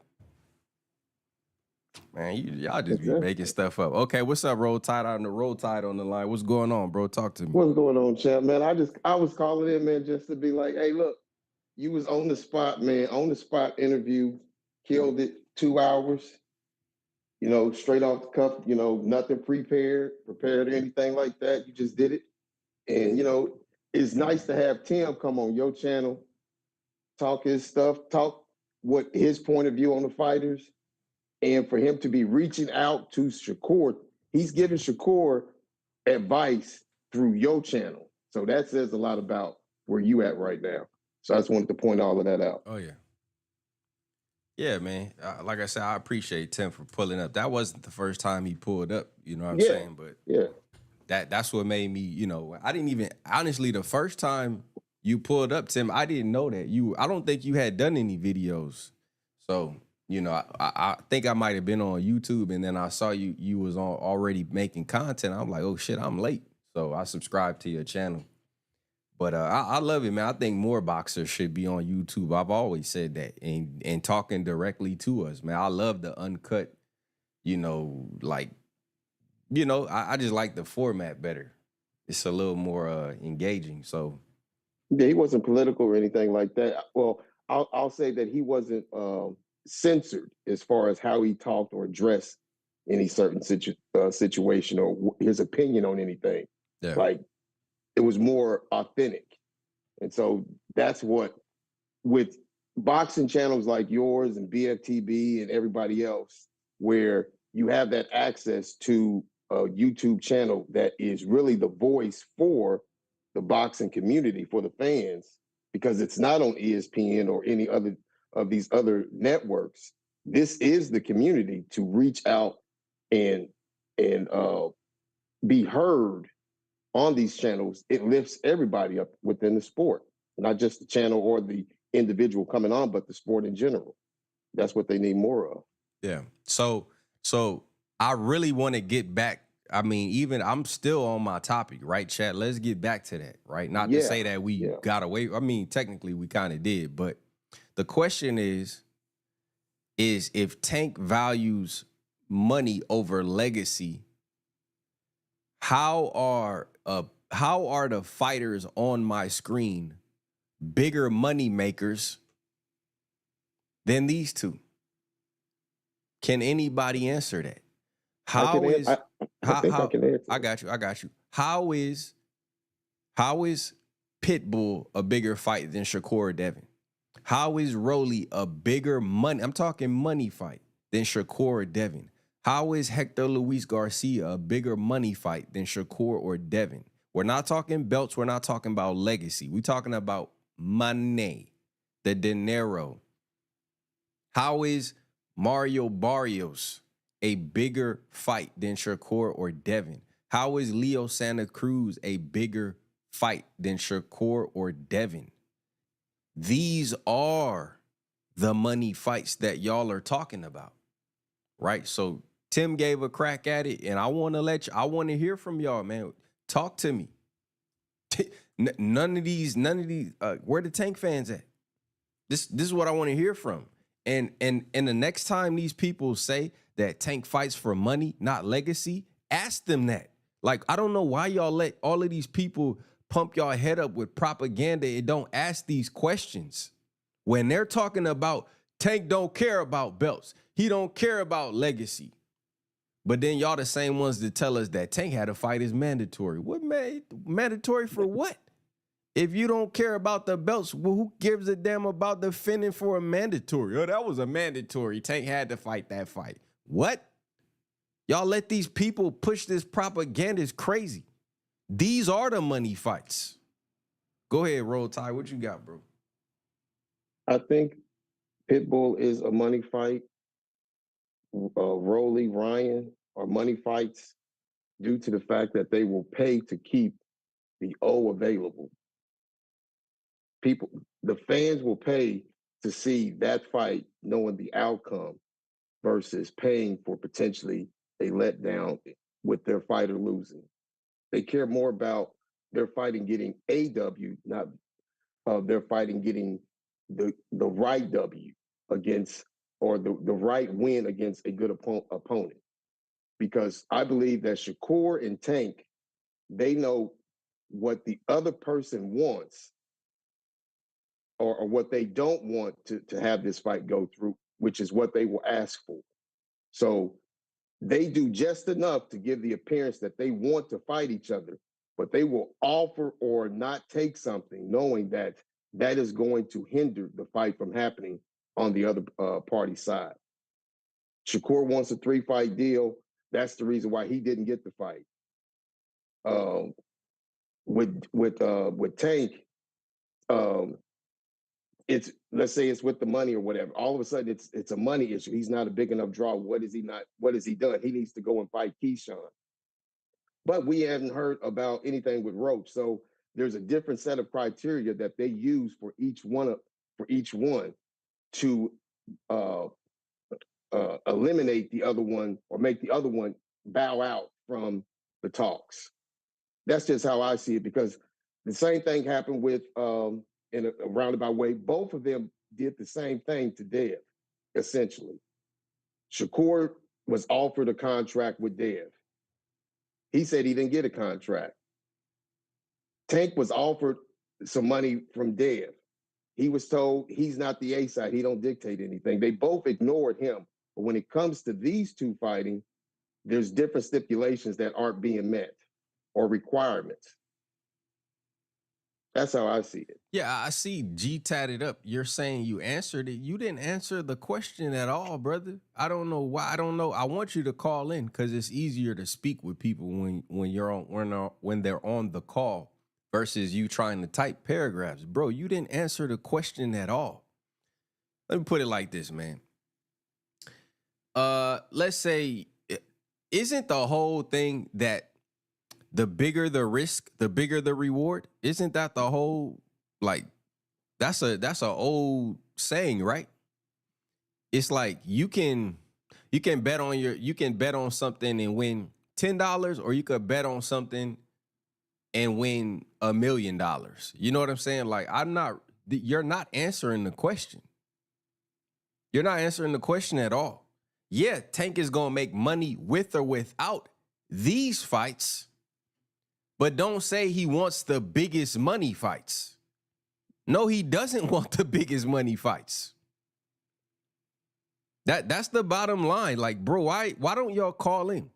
It's way better when I can talk to somebody and explain it to them, because they introduce whatever excuse they got and then I can pick it apart. I'm just saying. This is the bottom line. The biggest money fights for Tank involve, and for sure Ryan too. I'm not discounting Ryan, but we already saw that, right? That wasn't even competitive, was it? No, the reason for it being a big fight is not the reason these other two fights are big fights. Right. For sure. Yeah, exactly. Like Ryan's social media antics and stuff like that versus, wait a minute, like Shakur, people Skill. Like, okay. Yeah, exactly. And honestly, again, if Tank feel how he feel about his skills, then how risky are these fights? They just as risky as any other fight, right? Yeah. You said that's why boxing is where it is. CHAMPSIDE, Tank takes low risk, high reward fights because of his fandom. I get all that, man. I'm just saying, like, and his fans are willing to pay for it. That's why Rolly is a big fight and Hector is a big fight or whatever to them, because they'll pay for that just to make sure that they get the outcome they want. Tank and his fans, neither one they don't want to challenge the possibility. They want the sure outcome. Oh, peer review in here. Peer review. Uh-oh. Shakur. Oh, no, not here. Yeah. Hey, yo, CHAMPSIDE, am I clear? Yeah, you clear. You clearer than you ever been. What's going on? Is this shit on? Just keep it clean for me. I got you. Yeah, go ahead. What's up with it? Yo, I want to say Tim Bradley's a fraud. Here we go. Because he ain't got the same energy. All of a sudden, he believes in what Gervonta Davis' side is saying now. When Shakur was with ESPN, he was like Gervonta ducking Shakur. As soon as Shakur leave ESPN, now he's saying, oh, it's looking like Shakur's ducking Gervonta because he didn't accept that deal. All of a sudden, he believes everything Gervonta's side got to say now. Before, he didn't believe none of that. Now that Shakur gone, now he believe it. That's why Shakur don't mess with him, bro. He's a fraud, bro, and he saw the switch up as soon as he left. Feel me? And then when you asked him, who should Shakur fight if it's not Gervonta? Like, that's not how you framed it. but that's basically how it was. You said, all right, if he doesn't fight Instead of Floyd, who instead else? of Instead of Schofield. Floyd, yeah. Yeah. He ain't had no answer. He just said Gervonta. That's what I'm saying, bro. So what can Shakur do to satisfy her? If it's not Gervonta, if Gervonta don't want to fight, Gervonta wants to retire, he's saying, why should I fight Shakur? What has he done? Oh, Tim Bradley saying this high risk, low reward. He's saying that's how Gervonta is thinking. What do you want Shakur to do? Not fight? That nigga's a fraud, bro. And he know that, bro. He know he just double talking, bro. He ain't smarter than nobody, Tim Bradley. It's history, bro. You know what I mean? We got historical data on you. Where if we go back, we just gonna see you contradicting yourself. I mean, I know you got a little YouTube, you trying to get it up now. Now you want to pop on CHAMPSIDE, so you know that's where the real talk is at. But we gonna call it like we see it. You wasn't. Now you want to act like you ain't you trying to be to the rail and talk the rail now. I remember an interview you said, of course I'm gonna defend ESPN. I'm an ESPN commentator. You actually admitted to your bias before. So don't come on here double talking now. We remember all of that. Go on Zach Sattel interview. Yeah, I'm gonna send people to it so that you can get destroyed by your own words. Don't come for Shakur, bro. Uh-oh, he come pulling for up. Shakur, I'm coming for you. He pulling up on you right now. Uh-oh. Good. You there? Yo, Timothy. Yeah, I hear you out there. Go ahead. Yeah, you ain't admit to being biased towards ESPN fighters before? I'm biased towards ESPN fighters. Did you admit that before? Did you say that I work for ESPN, so I'm gonna be biased to those fighters because that's the team I'm on? When you speaking to Sean Zettel or whatever his name is. Absolutely. So what we talking about then? So as soon as Shakur left, all of a sudden you believe whatever Gervonta his side is saying, that Shakur didn't accept the fight, right? That's what you were saying, right? Or CHAMPSIDE, right? That's what you were saying? No, buddy. I was trying to lay out the no, buddy. I was trying to lay out the information for you guys to think about what Shakur and the position Shakur is in, and the way Shakur is thinking now. I was laying out facts that was being said by both these guys.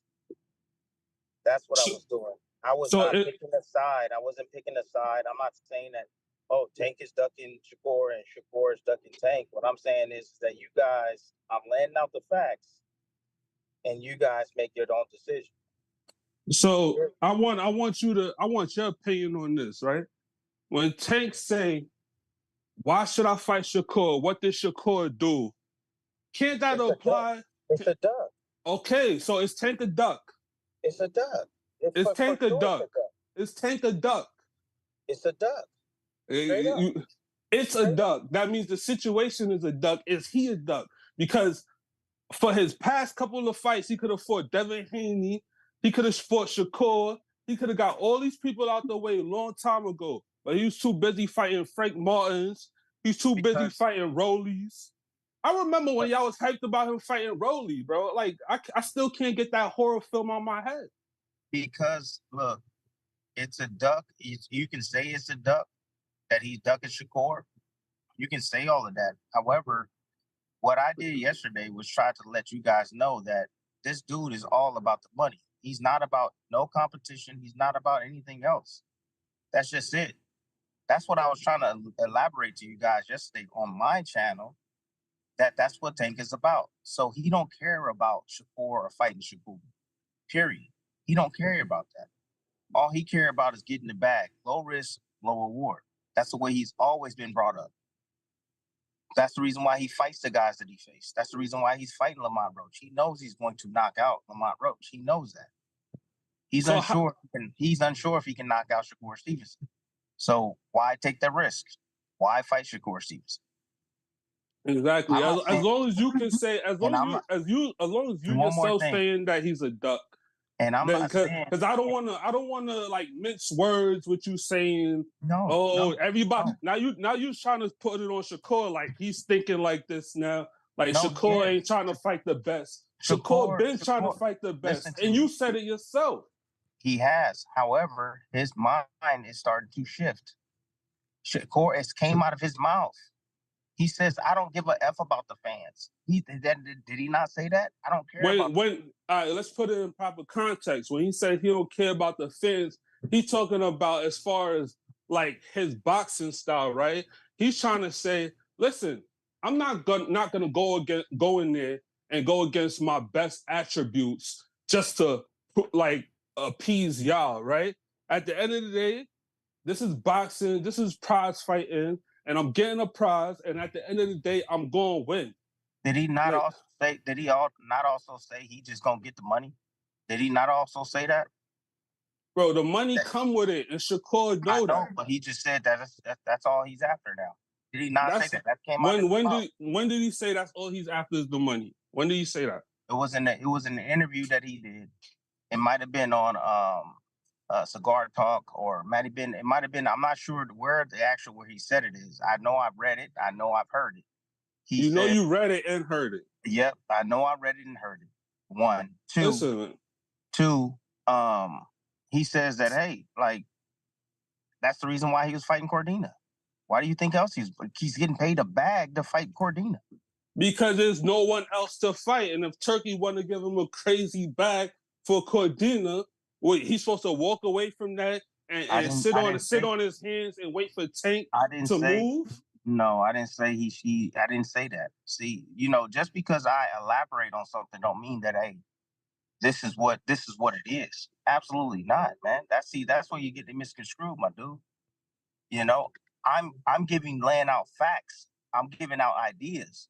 If you're saying it's facts and you're saying just because you elaborate on something, that doesn't mean that's what it is. That don't make no sense. What you just saying. So what I'm trying to tell you is that you don't.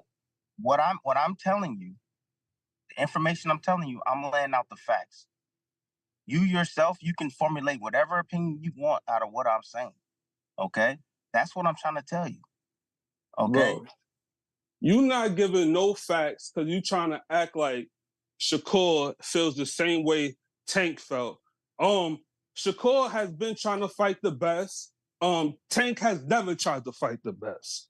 Let's be clear. Throughout his whole career, has Tank ever been trying to fight the best? But no, not at all. But so it's not a one-to-one comparison.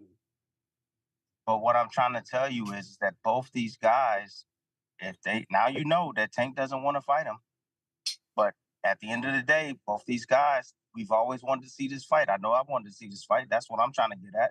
One, two, Tank obviously, like I said yesterday, he just wants the money. He wants no ties with Shakur Stevenson. But at the same time, what are you hearing? Shakur Stevenson, what is he saying now? Listen to the words that Shakur Stevenson is saying. Remember, he was on his live. Go and view his live. Listen to the words Shakur is talking about, okay? Listen to the words he's talking about with De Los Santos.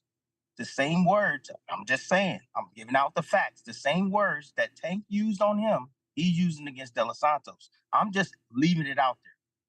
I'm not saying, this is just what it is. Shakur Stevenson is ducking Tank. No, I'm just leaving it out there. Listen to what this guy is saying. Okay? That's what I'm doing. Just leaving it out there. You guys can grab it and feel the way you feel about it. Do I agree with what Tank is doing? No. See, that's where y'all get confused. I'm an old school. I'm an old head. But at the same time, like, bro, if you don't fucking like ketchup on your fucking hot dog, bro, I gotta respect that, right? Because you don't like ketchup on your fucking hot dog, right? But I think you're a fool for not having ketchup on your hot dog. Like, you gotta respect it. Tank don't want no smoke with Shakur. Simple as that. He don't want any smoke. As simple as that. As long as you know that. But I also wanted to point this out.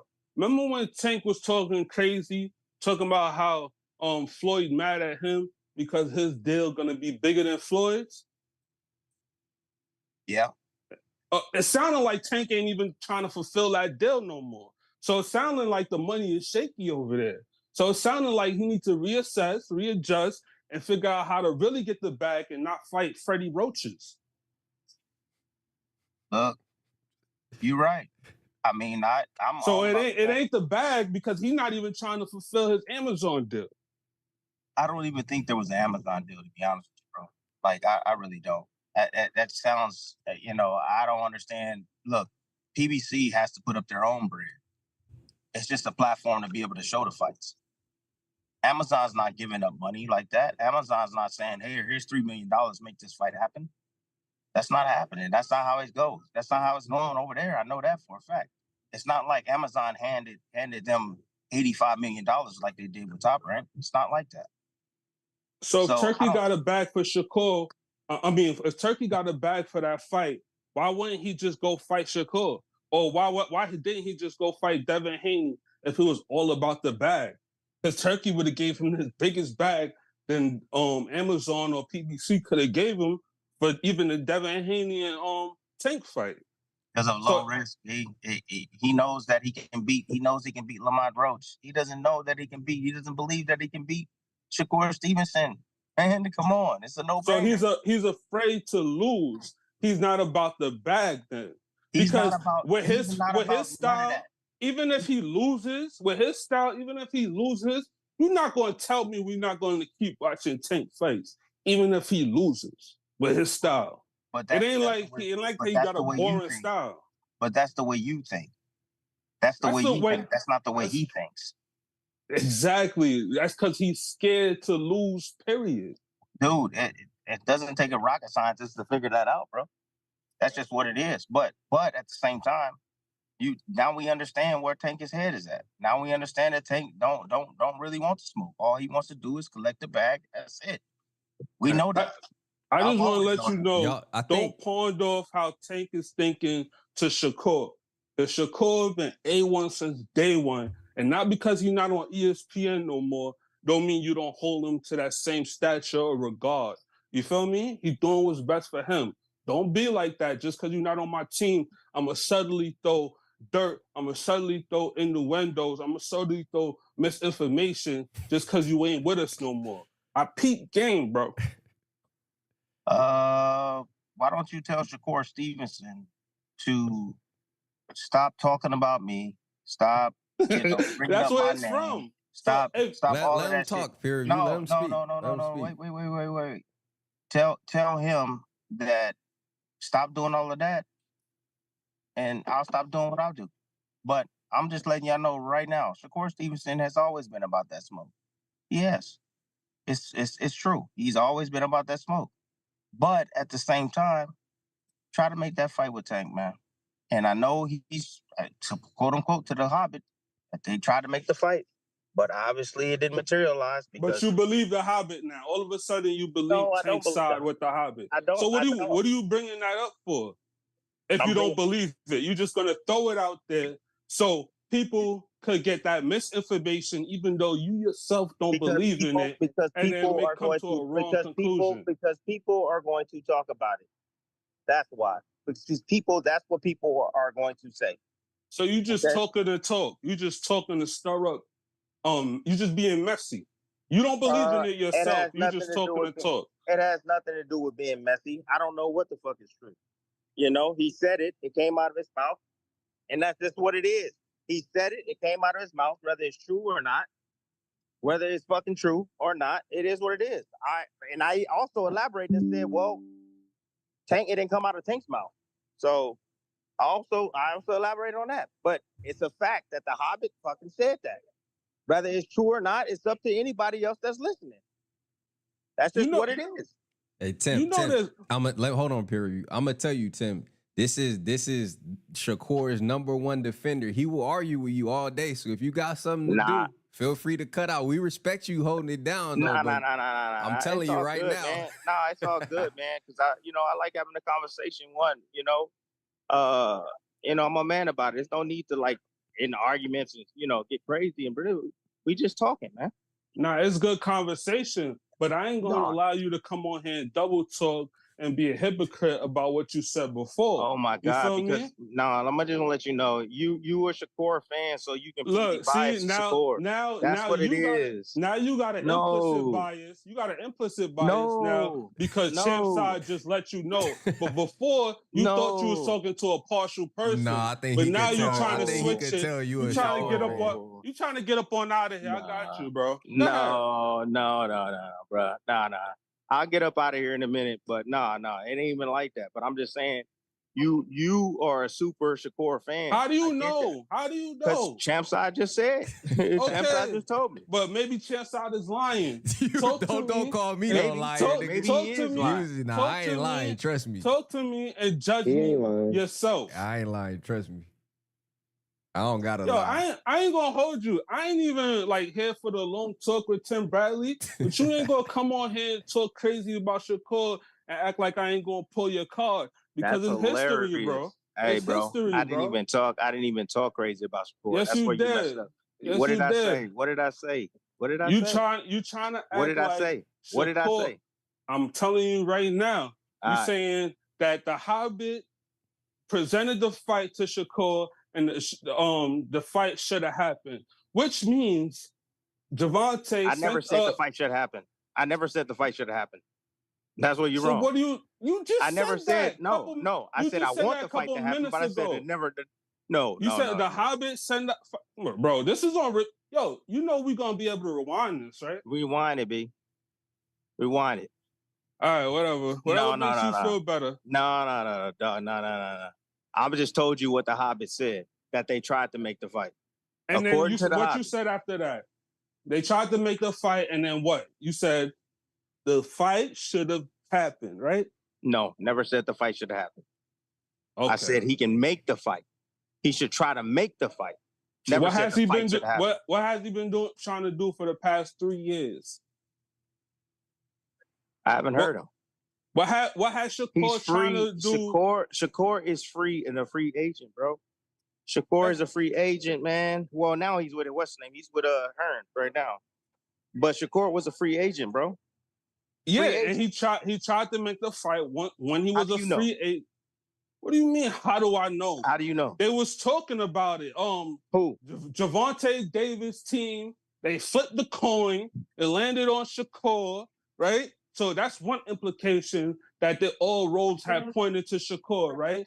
Then they were saying that because Shakur was on the wrong side of the street, why they couldn't make the fight happen. And then Shakur went to Eddie Hearn and said, listen, even if I get with you, my one stipulation is that you cannot be involved with the Gervonta Davis fight in case that's what they need in order to make it happen. So that proves to me that he's trying to make the fight happen, bro. And you know what another thing is, bro? Because I read body language and all that. Shakur was first coming at Tank extra aggressive, right? But when Shakur peeped that, Tank taking it the wrong way, and he said it in an interview, he was like, honestly, I was... Didn't he make a video with the Floyd Mayweather calling Tank out? And on top of that, even after that, he said, you know what? I'm going to try to attract this guy with honey instead of vinegar. So I'm going to fall back. I'm going to let him think I ain't coming at you disrespectfully. And Tank still didn't want to make the fight happen. All of these things happen in succession. Okay. And then doesn't that prove that he's trying to make the fight happen? If I take your word on everything you I gave you 5 different predictors. What is the response? What is the outcome from those 5 different predictors? All of those are highly correlated. What do you mean? What's the response? You just I like to throw stuff in there like that because I know. Confused. Man, this dude, now you just I'm so confused. If that was the case, I would have to explain machine learning and all that. But I gave you 5 different situations. Those would be predictors. They all highly correlated to Shakur trying to make the fight happen, and the response variable would be making the fight happen. So that's why I just said that. 5 different predictors, all highly correlated to making the response variable, the fight happen. So all you looking for is a fight. If I'm listening right, all you looking for is for me to say that Tank is ducking Shakur. You said it already. No, but I'm just telling you, that's all you're looking for. It's for me to say that Tank is ducking Shakur. And to never ever say, you don't want me to say, ever to say Shakur is ducking Tank. Never to imply did it. I ever say? Don't I want to know, insinuate it. Don't insinuate it. Don't do none of that. But did I ever say that Shakur is ducking Tank? Did I ever say that once? Regardless, I don't like how you. I don't like. dog? Listen. Just say yes This is or what I no. don't like. I don't like how you were throwing little bits and pieces out there to where somebody could come in, and if they just taking your word for it, they could come to the conclusion that Shakur may be ducking Tank, right? And that's what you said. You said you just leaving stuff out there, and for you to come to your own conclusion. But what you don't understand is people's already doing that. That's why you gotta have a conversation to put everything in proper context. That's what I'm trying to tell you. That's what CHAMPSIDE is for. You feel me? This is the forum where we put things in the proper context. Because if we would have just left it up to you, like I know all of them infatuated, Timothy Bradley, I don't care. I'm going off of your words, and your words don't add up. My words don't add up when I just basically told you the facts of what's going on, what everybody is saying, what people are going to be saying. There's people probably on this channel right now saying that Shakur ducks Tank right now because of what the Hobbit says. Because we're not putting stuff in proper context. That's why. Bro, listen to me. I gave the facts. That's what it is. You guys take it. You guys do what you want to do with it. Chop it up. Whatever. It don't matter to me, bro. Did Tank duck Devin Haney? I have no fucking idea. I have no idea on that. Tim, I got a question for you. Go ahead, big dog. Do you have any insight as to why Shakur did not fight Devin when they were on the same network? Nope. Not at all. I have no insight on that. Look, man, I have no insight on that, man. I wish I did. It would have been a good. Are you surprised that they didn't fight since they was both on the same network? I'm never surprised with anything that goes on in the sport, bro. Never surprised by anything because the sport is fucked up. And excuse my French, but it's messed up. And guys are going to put themselves in a position to do what's ever best for them. That's just how it goes. You know, we want one thing. We want a sport. We want the competition, the best competition, facing the best competition all the time. However, that's not always what it is. And go ahead. Are you saying that one of the fighters didn't want to fight the other fighter? I have no idea, man. I have no idea. That's one thing. That's one thing my guy can ask Shakur because it sounds like he got Shakur's number. Yo, Tim Bradley. Bro. Who wins? I want a definitive answer. Who wins? Devin Haney or Shakur? Bro, is that even a question? I want to hear it. I want to hear it. I want to hear it. I want to hear it. A question? Who do you think I'll win? Because I battle these guys all day on CHAMPSIDE. Who wins? Devin Haney or Shakur? He battled. Okay, thank you. Peer review strikes again. All right, peer review. But at the same time, it doesn't really matter. They got to mix it up, though. You know what I'm saying? Yeah, I agree. Nah, I don't know what you're saying. Timothy. But we're taking also into context of Ryan's fight. They still got to fight. They still got to fight if they're gonna fight. Make the fight happen. You know, like you still got to go in there and do it. Like we can say whatever, but until they get in the ring, we don't know. Yo, Tim, is Devin Haney damaged goods? That has yet to be seen, bro. I mean, you can assume that. I know one thing. His heart is. You know, he's mostly messed up right now. That's for emotional damage. That's for sure. Maybe that would have been Shakur if he had took that contract that he was offered, Pierre. Listen, man, y'all Devin Haney lost. Y'all Devin Haney fans lost already. It's over, nigga. Yeah, I don't know. The bro was the kid on is young. He can bounce What back. do you expect? He can bounce back. I mean, I think Haney can bounce back, but he just got to get his mentals right. If he gets his mentals right, get with a real coach. You know, his dad has done what he can do, but he needs to get with a real coach. Then, yeah, I think he can come back for sure. You think, Tim? You say that he should switch out the coach. Do you think that the game plan that they implemented was actually working in the middle rounds? It was just devs, I guess, wanting to knock out or hurt. Man, that game plan was shit. Period. The first in the middle rounds, from rounds 2 through I think round 7, he won those rounds. It was the rounds that so the game plan was working. It's just that when Dev wanted to exchange, that's where he was getting caught. Yeah, I want to ask you this one more thing. Out of the young bucks, I think CHAMPSIDE was saying that out of Abdullah Mason, Carmel Moulton, who do you think is the best out of them? Kamel Moulton, Abdullah Mason, still a little bit too early, man. But if you could, if you had to, out of if I had to bet on one guy, yeah. Oh, damn. Don't put me on the spot like this.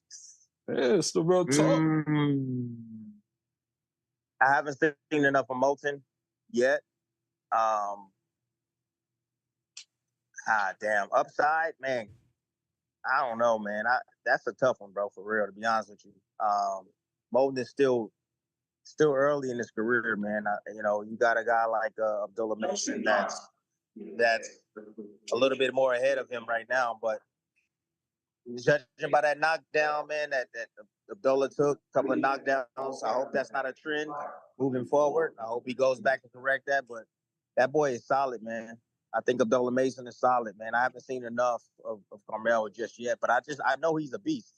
I know Carmel is a beast, but I haven't seen enough of him, so I would have to say Abdullah Mason. So how? All right. So let's say we throw Kid Austin in there. Out of all those three,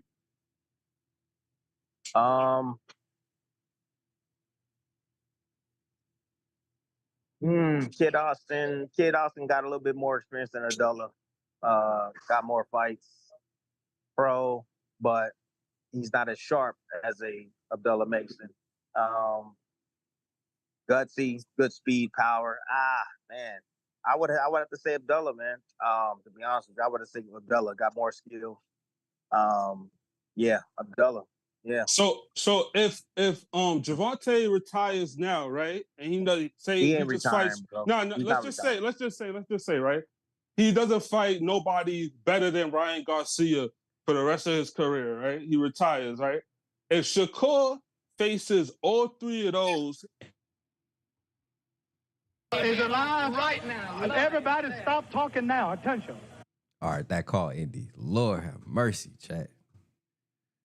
I tried to warn Tim, chat. That's peer review, dog. I tried to warn him. I'm going to put the new link in the chat. But listen, he going to keep you, Tim. I'm telling you this. Hey, Tim, come back, Tim.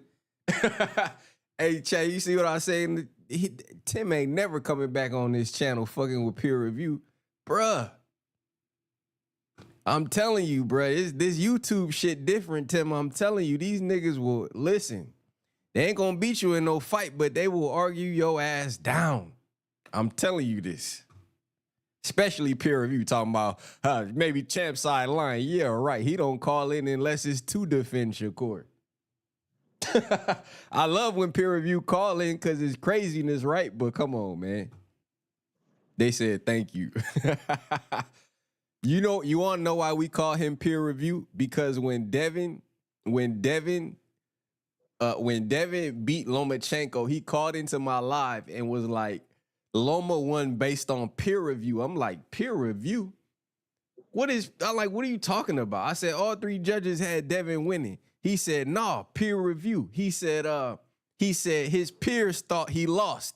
Shakur thought he lost. And Terrence Crawford thought he lost. So he lost on peer review. So that's how he got the nickname peer review. We've been calling him peer review ever since. He's the #1 Shakur fan. Like, so I mean, hey, if you wanna entertain it. But that's peer review, dog. That's how he always, and he don't like Devin. He don't like nobody defending Tank. And he feel like Shakur is gonna rise to the top when it's all said and done. You back, peer review? Yeah, I'm back. I just want to ask Tim Bradley if if Shakur fights all three of those, right? Moulton, Abdullah, and let's say he gets a Devin in there, right? Who got a better career if Gervonta never fights nobody better than Ryan Garcia? Who do you think? Yeah, I want to hear you say it. I mean, who do you think? I personally think that from my point of view, bro, you really want to know. I think that Shakur Stevenson right now has a better resume than the Tank Davis. I think that a lot of the names that you see on Tank's resume has all been fabricated. You get them at the right time. You blow them up in weight on all these things, man, that I see that they have done to build up Tank. You know, the Barrios killed him on the weight. The Garcia killed him on the weight. You know, made a guy go up in weight. You know, like a guy going up in weight right now. You know, like it's all been fabricated. You know, but Tank, just not get it twisted, bro. But Tank, even with that being said, that's a badass dude, man. So when y'all talk about Tank boxing IQ, right? Because I don't see it, bro. The only person I seen him outbox was Cruz, right? And that don't mean nothing to me. So when y'all talk about Tank got great boxing IQ, put me on, right? Because I'm peer reviewing. I want to hear it from a professional. What are y'all seeing that Tank does as far as boxing wise? Hold up, give me a second. I'm checking in. Hold on one second. All right, look, y'all. I got some people in the chat. Go ahead, John. You got something? You on mute, John.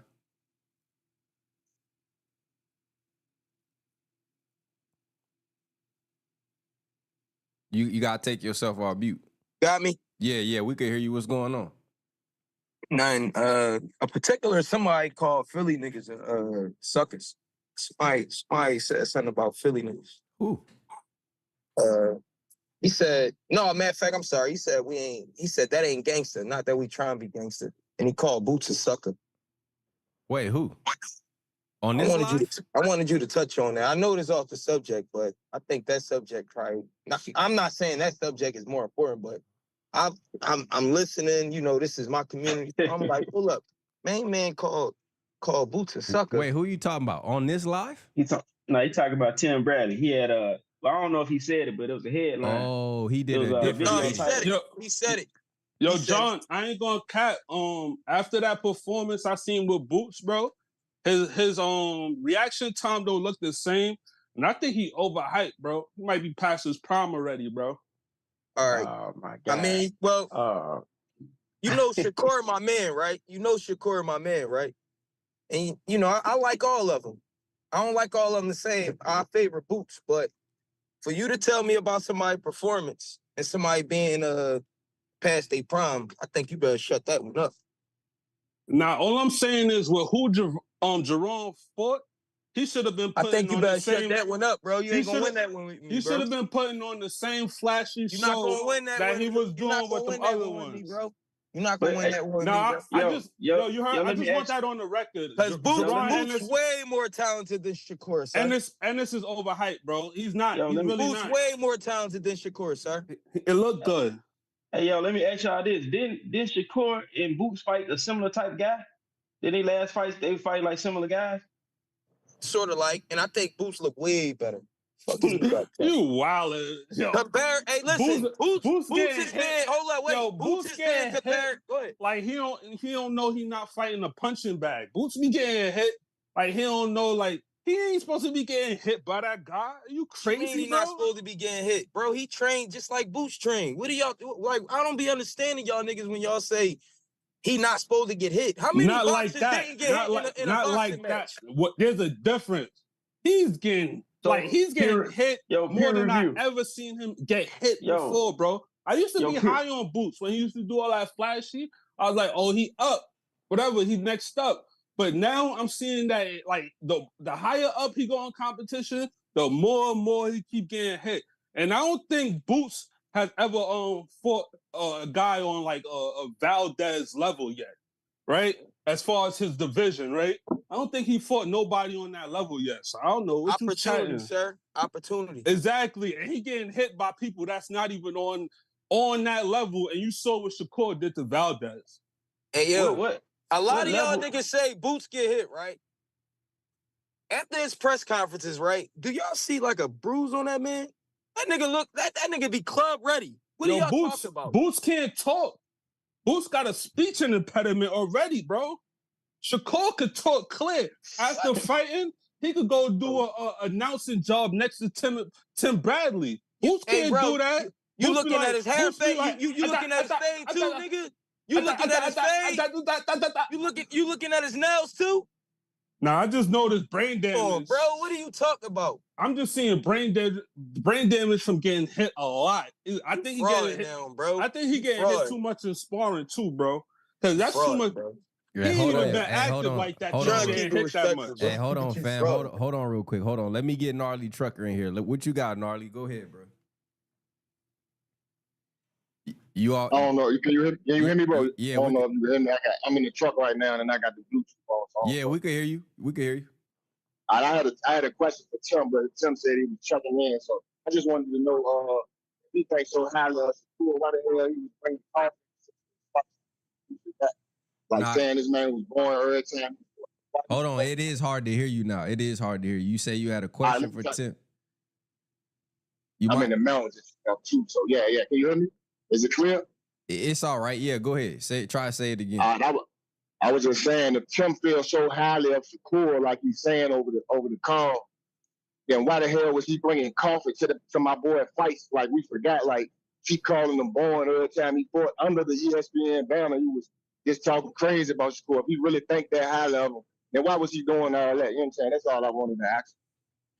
Yeah, I think we may have touched on that a little bit. I mentioned that too to him when he was on the call. I don't really I came on late. I told you, I'm in the truck. I was getting loaded, so I ain't say less, bro. Say less. No explanation needed. Yeah, for sure. Yeah, Tim, man, he been on here for like 3 hours with us, so he probably, you know what I'm saying, he probably got some stuff to do. But okay, anybody else had something they had to get off? Go ahead, G-Roll. I don't know if you know what I'm saying. Go ahead. Yeah. I was gonna ask Tim about Abdullah Mason. You know, he got knocked down. You know, they was all kind of celebrating like, oh, he showed some toughness. But I ain't look at it like that. You know, him getting knocked down twice so soon with a guy who not supposed to be on his level. So I wanted to ask him about that. Did he really, you know what I mean, think that was a good thing? But I kind of heard him kind of touch on it, like he hope it don't become a problem. But that was it. But yeah, the conversation was a good conversation. You know what I mean? But I didn't know it was gonna turn to a Shakur quiz. I did. As soon as peer review came in. But Tim wasn't on here when peer review came in. Yeah, man. That boy gonna ride for Shakur. I don't care. He gonna ride. Peer review, he gone? Yeah, he left out. Peer review left? Yeah, he left. I had some smoke for that boy too. Hey, Champ, tell him he just ducked his smoke, Champ. Yeah, I put. I don't even want to smoke Shakur like that though. I like Shakur, but for him to be comparing Shakur to Bootsy, this nigga crazy. Yeah, man. He shot out. Y'all wildin', man. Y'all gonna have Tim, man, void my channel like everything. Shit, I ain't going on there. Yo, much respect to Tim though. That for pulling up like that, that's real though. Right. No, but that's I rock with Tim a little more for that. Right. This really where the boxing fans be at though. You know what I'm saying? Like I think Tim know that. That's why he got his own YouTube popping now, because this where the boxing fans really be at. Talking boxing every day. And people be knowing stuff. This man said he got historical data on Tim. That's crazy. Yeah, man. So I mean, y'all got the floor, bro. I pretty much done said what I had. I'm just still on because y'all the chat lit, the calls lit. Tim got this shit lit. You know what I'm saying? But well, we could always go back to the topic, man. I'm a little salty, Champ. I want to know, right? Because y'all do know Boots can fight like Shakur, but he just don't. Bring another Shakur fan up here, Champ. Yeah. The link open, man. Everybody that want to jump in can jump in. I post the link all day. So I mean, but yeah, I didn't see the I particular. don't want to do this to Shakur. Yeah, I didn't see the particular video where you saying that Tim called Boots. You saying he called Philly a sucker? That's Yeah. called Boots. Yo, that was I didn't listen to it though. I seen the headline. that It was the titled- first thing he said. Oh, okay. I missed that joint. I ain't see it.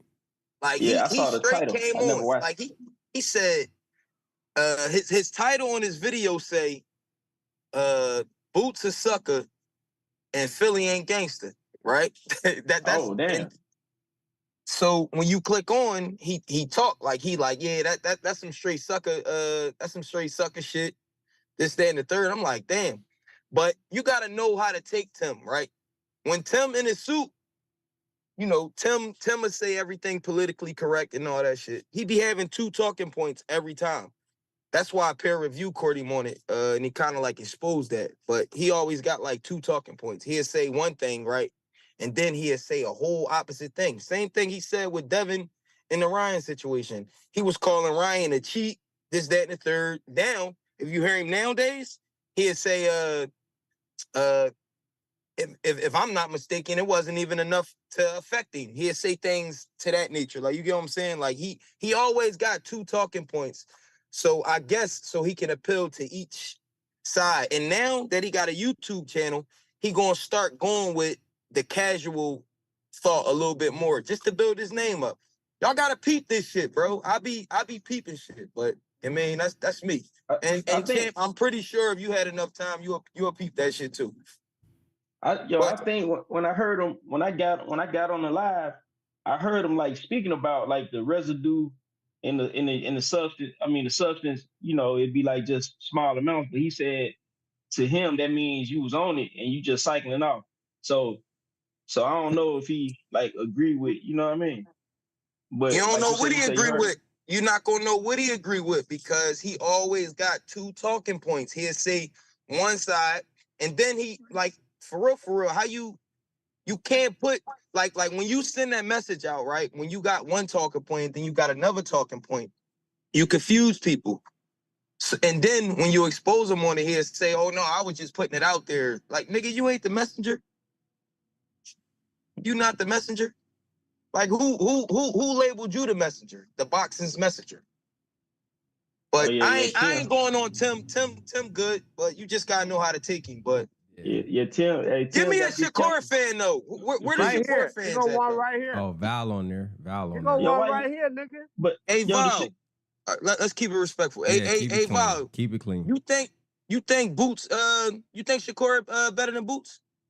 Hell yeah. He's the master boxer. Ain't nobody boxing like Shakur in the game, nigga. If you can box like that, nigga, you wouldn't get hit like you do. Whenever a nigga win every damn round, win all his fights unanimous, nigga, you can't match that. You can't even teach that. That nigga is gifted with that shit. You'll see when he fight Tank. You gonna see, nigga. Tank ain't gonna be hitting him like he hit everybody else. Keep it clean, Val.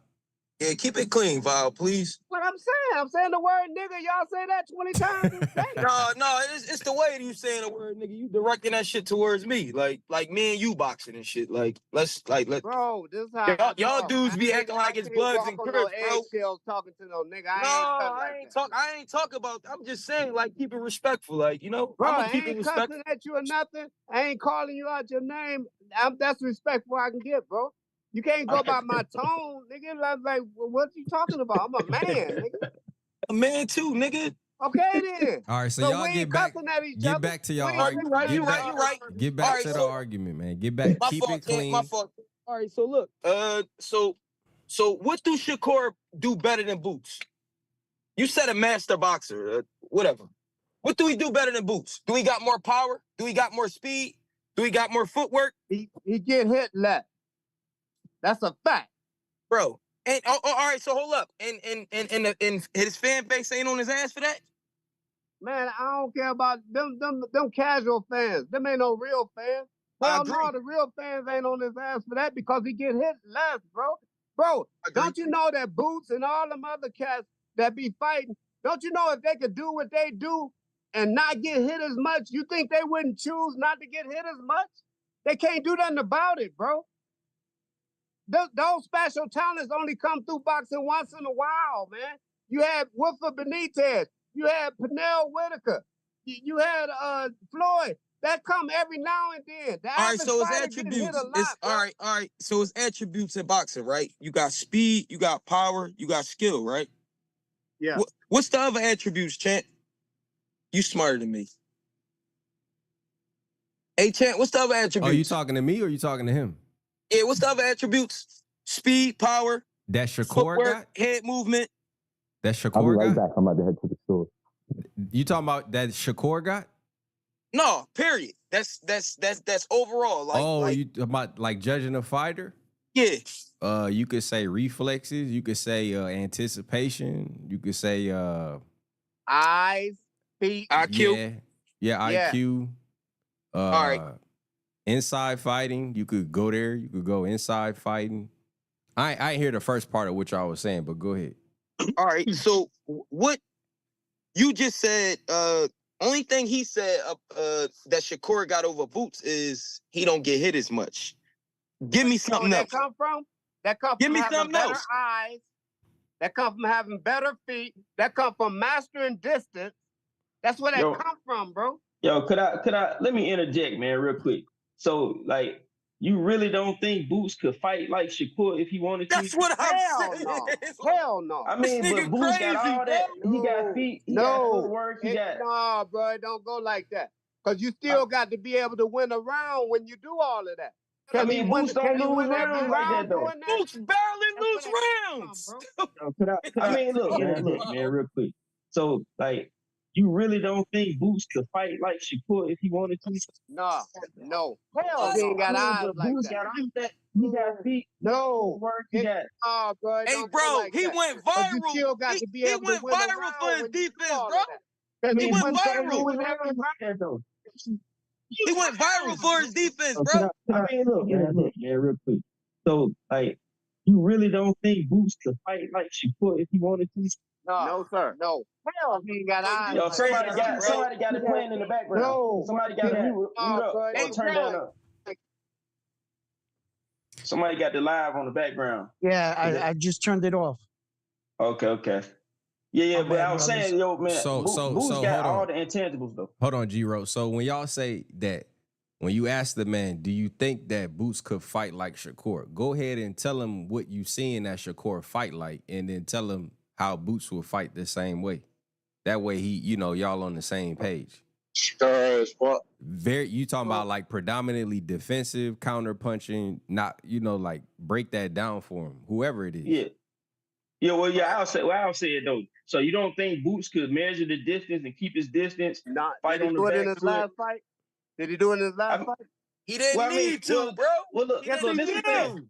He Yo, got this hit is the a thing. whole lot, bro. What are you talking about? Hold on. If he could have say did something about that, he would have did something about that, bro. Yo, let me say this real quick. I'm gonna say this and then y'all can go back at it. Boots is in a different predicament than Shakur, man. Boots is they trying to make Boots is supposed to be a superstar who can knock guys out. He like the next Roy Jones. So why y'all trying to compare the styles then? I wasn't comparing it, but I'm saying, and Shakur don't have the power. He got bad hands, so he's not gonna ever be. He's just gonna be that great skilled fighter. He'd never be a knockout artist. He's never gonna be like this superstar, like the potential. Bro, you ain't Boots gotta might be a have. knockout artist in boxing. No, Who told you listen that? what I'm saying. No, listen. I said to be this superstar potential. That's what they sell. That's what sell, man. Knockouts. Bro, all he gotta do is keep winning.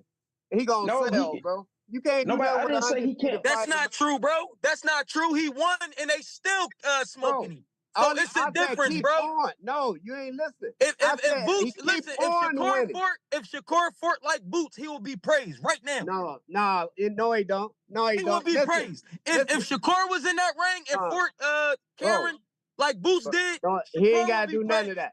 All Shakur got to do is continue his career, dominate 135, get them straps, move to 140, dominate that, get them straps, end his career at 47, dominate that, get them straps. Ain't nobody gonna talk about he ain't knocked nobody out. They gonna say he was the greatest in the world. But let me ask you this. Can Shakur be the face of boxing? Yes.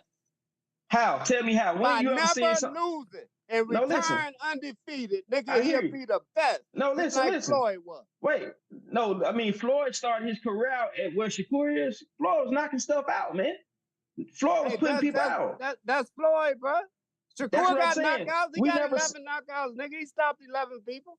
Bro, He only had bro, 18 come on, man. fights, nigga. He got 24. 20 something fights. But I'm Right, saying 22. we Nigga, to be never see. exact. Okay, No, listen, so listen. if he go on the Wait. knockout streak right now, them numbers will catch up, nigga. Y'all act like he You about said to if he retire go on the tomorrow. knockout streak. He been fighting 20 something fights, man. He been pro like 7 years. He ain't finna go on the knockout streak, man. What I'm saying is what this. he gonna do? He's stopping Kid Austin. And look, and I don't want to talk bad because I Austin. love Shakur, but I'm saying, no, listen to what I'm saying, bro. Stopping Kid Austin, nigga. I hope he do, but listen to what I'm saying to you. I'm saying Shakur doesn't have the upside that Boots has. Like Shakur, he could be the greatest boxer we ever seen, but he'll never be the face of boxing Y'all just because he don't see get knockouts. He is. He already that in his fans' eyes. In the real boxing fans that know boxing, that done this shit before, he already the greatest to us. He just ain't the greatest to y'all. No. I love Shakur, bro. I love Shakur. I know, but you can't see his just skills. not better than You can't Boots. see that skill level like that. Because Yes, I you do. used to a person getting hit. No, I like trading Boots. punches. I like Boots, bro. That's it. But I like Shakur too. Yeah, but you can like Boots. I like Boots too. Yeah. Boots a good fighter. I ain't never said I ain't like Boots. But all see, my thing is this. About, you asked me, can Boots do what Shakur doing? I'm telling you, no. Nah, it's a difference. See, Boots can do what Shakur doing, but Shakur can't do what Boots doing. No, he can't. He can't. All right, hold on, y'all. Hold on. I think y'all gonna agree to disagree, right? Let me go. Yeah, we're gonna agree to disagree. I ain't gonna be able to change his mind about, but I like Shakur too. I'm gonna come back to y'all. Let me let Patrick go, and then I got round one. Go ahead, Patrick. You on mute. Yeah, I'm a Shakur supporter. I'm not a fan necessarily, but I'm a supporter of Shakur. I think defensively, like that's what Shakur got. All his fights, he able to basically get everybody else out their game plan. Like all the last fights I seen, it looked like the other dude don't even have a game plan. So that's really all I wanted to say, was he is on a different level, because how is every professional fighter getting out of a game plan? No game, no adjustment, and he getting practice low, punch the plate. That's crazy. That's all I gotta say though. That's it. All right. That's fact, bro. All right. All right. Let me go to round one. What's up, gentlemen? How you guys doing? Let me turn this down. I'm sorry. I got my all right. You guys hear me? Yeah, we can hear you. Hey, what's up? Thank you for having me on the show. I heard a lot of the gentlemen talking about a lot of good points and stuff. As far as Shakur Stevenson and Tank Davis says, first of all, these two men are professional boxers. They ain't scared of nobody. As far as ducking, a lot of these guys are getting criticized and for a lot of things that are going on behind the scenes with whether it's boxing promoters or, different situations. But as far as Shakur Stevenson and his skill level, yes, you guys are right. He is very skilled and he has a good defensive, but there's also called offense. And he has to show the world that he's that guy. As far as him not producing these knockouts like Tank Davis, when we watch a Tank Davis fight, we don't go to the scorecards. Now, talking individually about the two guys' skills, unfortunately, that's something I would have to see. Both sides can say, this guy does this guy is doing this, but it seems like the fight is not getting put together for whatever reason. Now, I think that if we were talking about, the ability of both boxers, we can't deny that Tank Davis is a much more a pleasing fight, for the fans. He gives us blood, he gives us knockouts. And we're putting him up against Shakur Stevenson, which in his last fights, we got to be honest, it hasn't been really the best performances out of Shakur Stevenson. We watched him arguing with his grandfather. That wasn't a good vision. It wasn't a good thing, a good look for Shakur.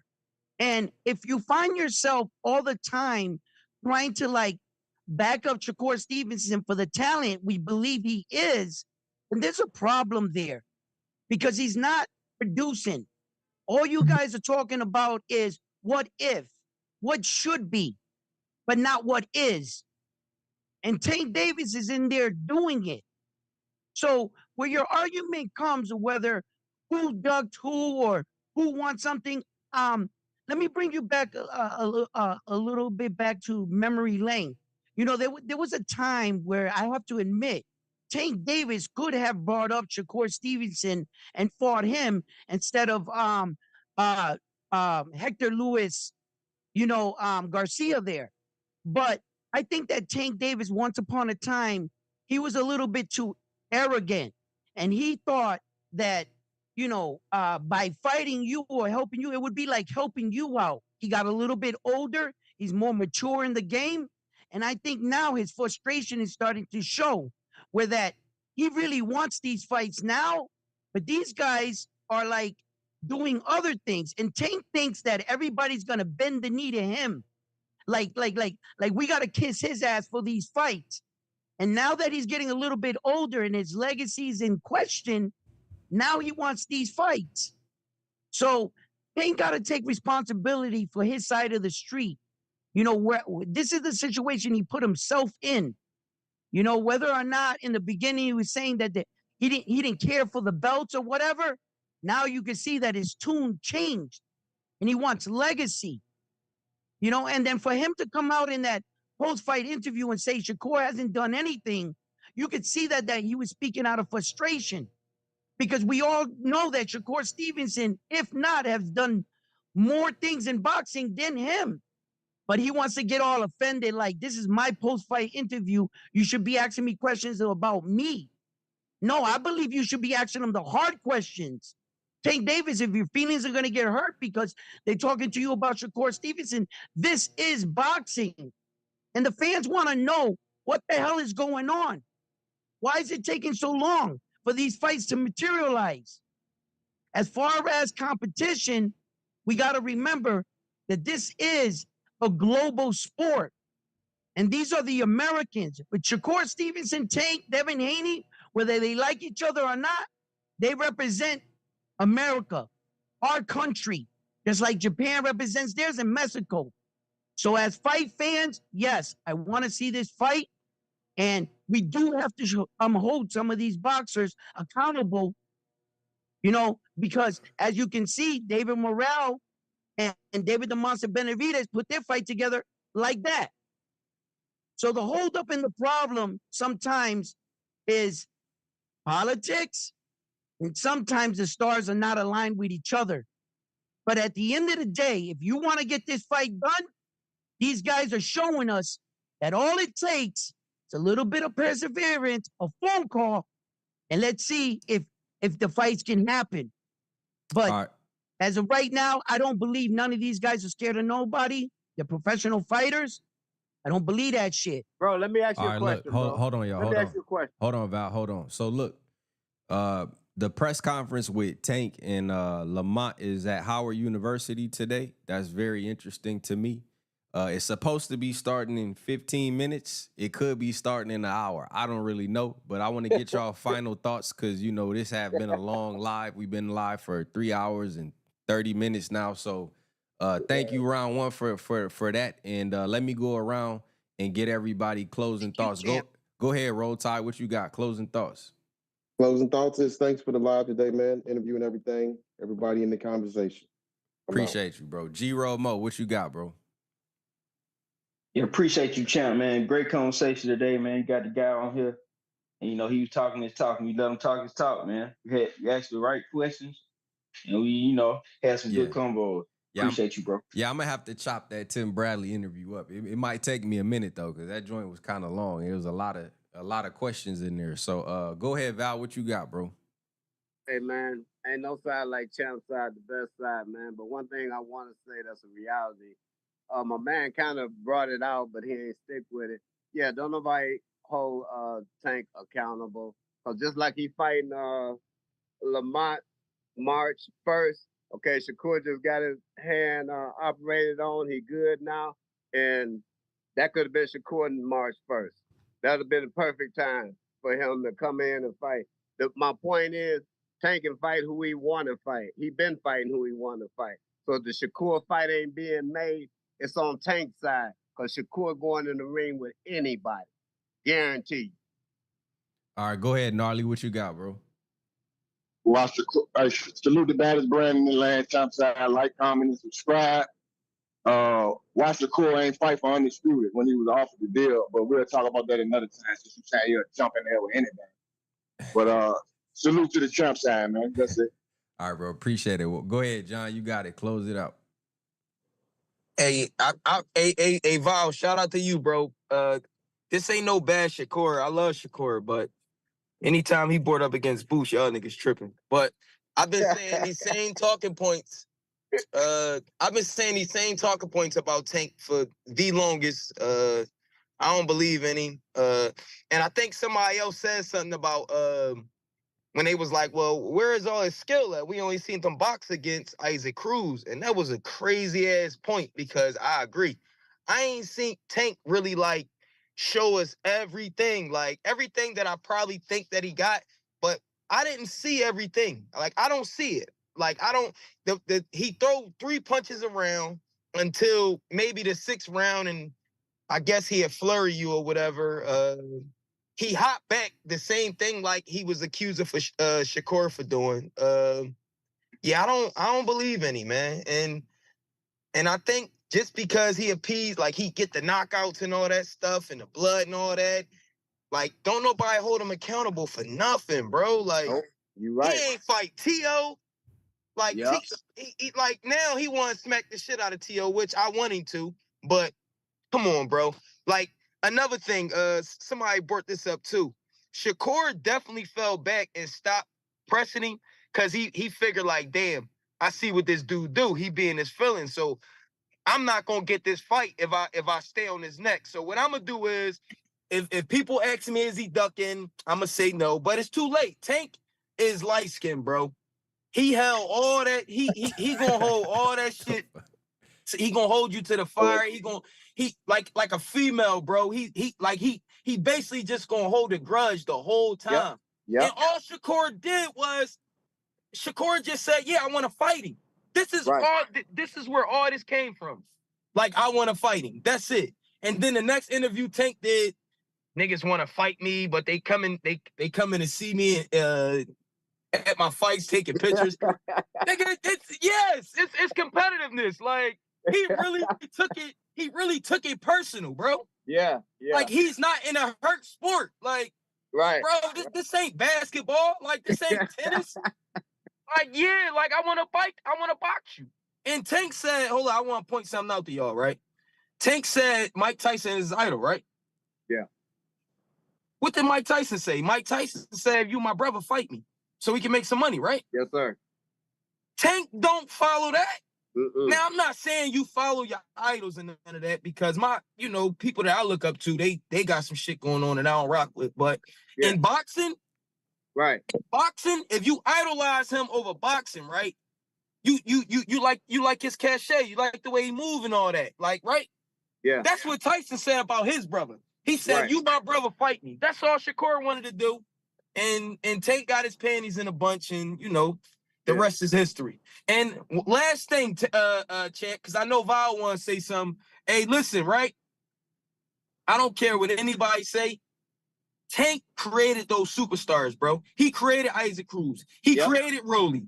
Yeah. You get what I'm saying? He the reason why Barrios got those Ugases and all them. Yeah. That's all I got. Thank you, Champ. Hey, you need to fix your Cash App, Champ. I know. Please man. do. Trust me, I would if I could, for sure, man. I appreciate it. Zell, bro? No, I don't know how to. Not right now, not at this moment, bro. But I'm gonna figure it out, man. You know, they make it a little hard for me. You feel me? But yeah, I appreciate everybody calling in and contributing, man. Great calls, and we'll talk. Who knows? Depending on what Tank do or say at the press conference, I might be right back on this live in a couple hours. So y'all tune in. Y'all keep y'all notifications on. If something real significant happen, I will be live. So make sure y'all come right back after y'all watch that press conference. I've been here all day. I fell asleep with this shit on and woke up. Like, For sure. All right, y'all. We'll holler. Wait, all right, y'all. Champside, thank you for having me on, Val. Nice to meet you, everybody on the panel. It's been a pleasure. Everybody that's watching, hit that like button, subscribe to the channel. You guys know that Champside is one of the best in boxing news. He always keeps it real. He lets the people come in and share their opinion. He doesn't shy away from the smoke, and he doesn't kiss any boxer's ass. So if you want to hear real boxing news and you want to hear real debates here, you come here to Champside right here. Yo, hit that like button. Appreciate That's that. what's up. Appreciate that. Appreciate that. Good, All man. right, round one. All right, All right, appreciate y'all. Chat. If this live don't prove what the big money fights are, what more proof do you need? Did y'all hear the passion in this live? Did y'all hear the, again, chat, this is what you want. This is what makes your fights big fights.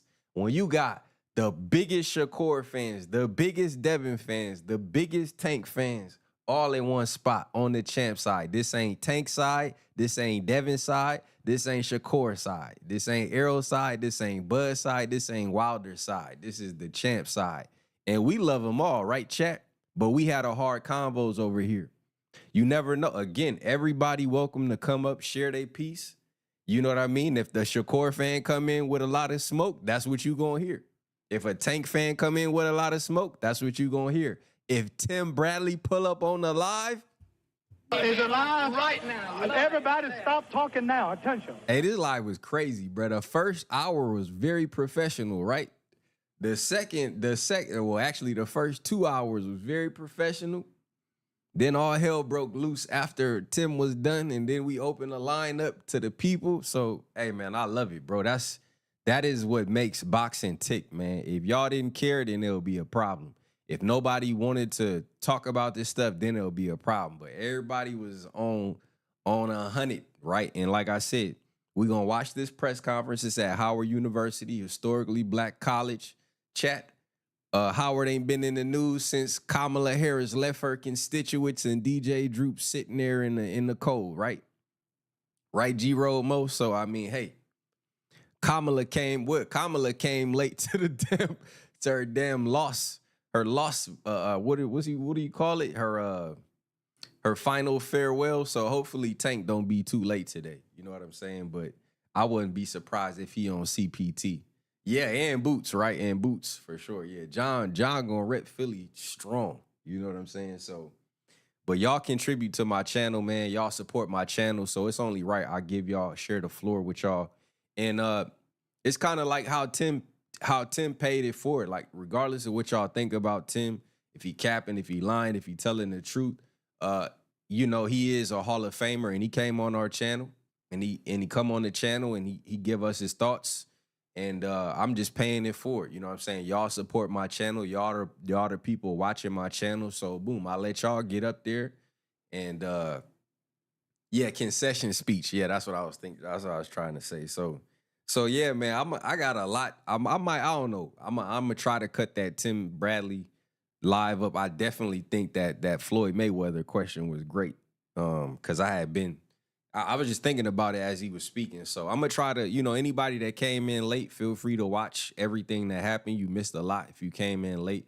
Make sure I hit the like button. Like I said, I'm working on, how I can get,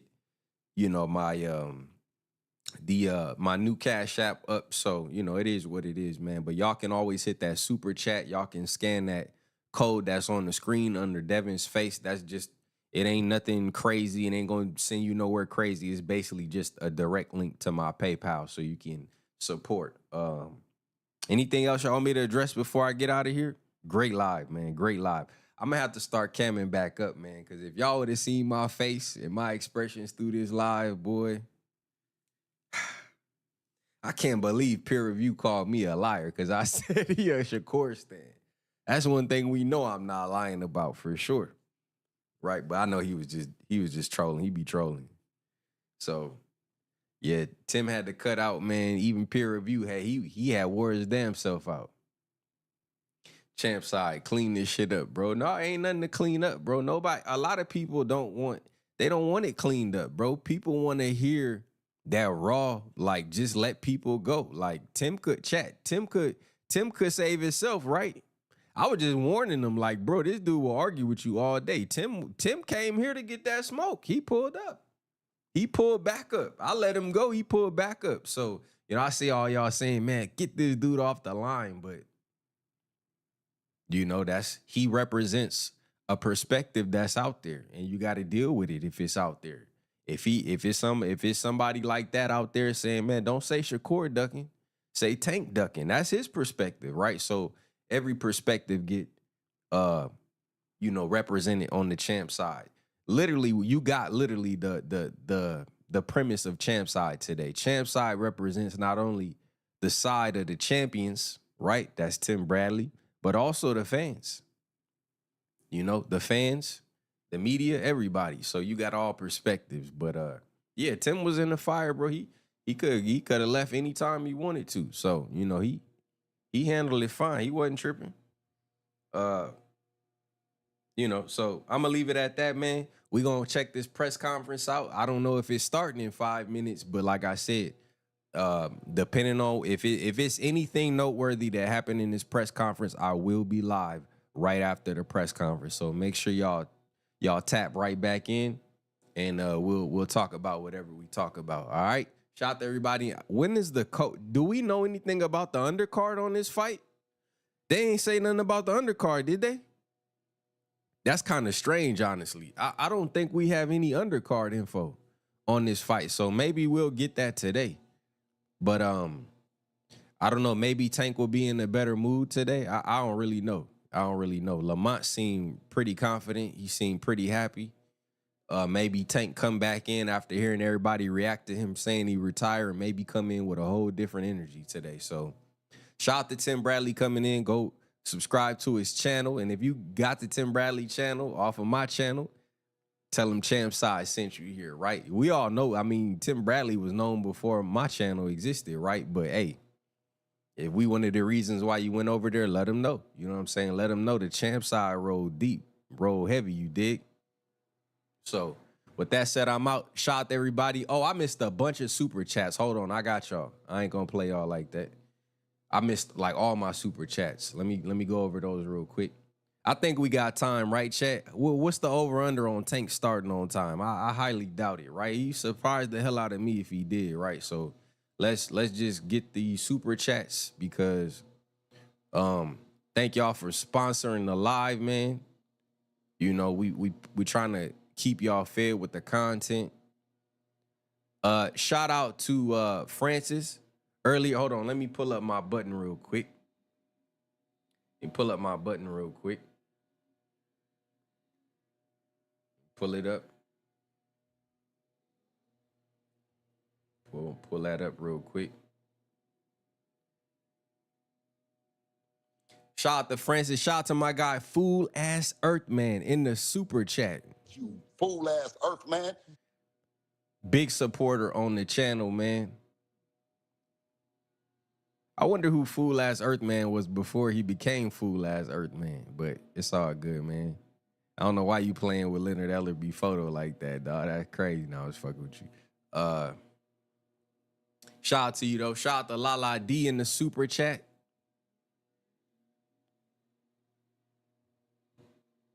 Hold on, I'm pulling up my sound bite. I'm gonna put this joint back on the board. Shout out to Lala D. You said, ask him who is Daniel Kinahan for Drew. Yeah, I ain't see that earlier, but I'm sure I'm gonna go back. I usually go back and read my chat, so I'll try and read some of the things y'all said. For the love of money. Shout out to David Davis in the super chat. For the love of money. He said, CHAMPSIDE. Shout out to Phaser Boy. You said, shout out to Desert Storm for gracing the channel. Shout out to my guy Phaser Boy in the super chat. For the love of money. Shout out to Midwest Tony in the super chat, putting some paint where it ain't. For the love of money. Shout out to Shaquan. You said, much appreciated, Tim, for blessing the channel. No sugarcoating or BS, respectfully. Shout out to CHAMPSIDE in the chat. Shout out to Shaquan.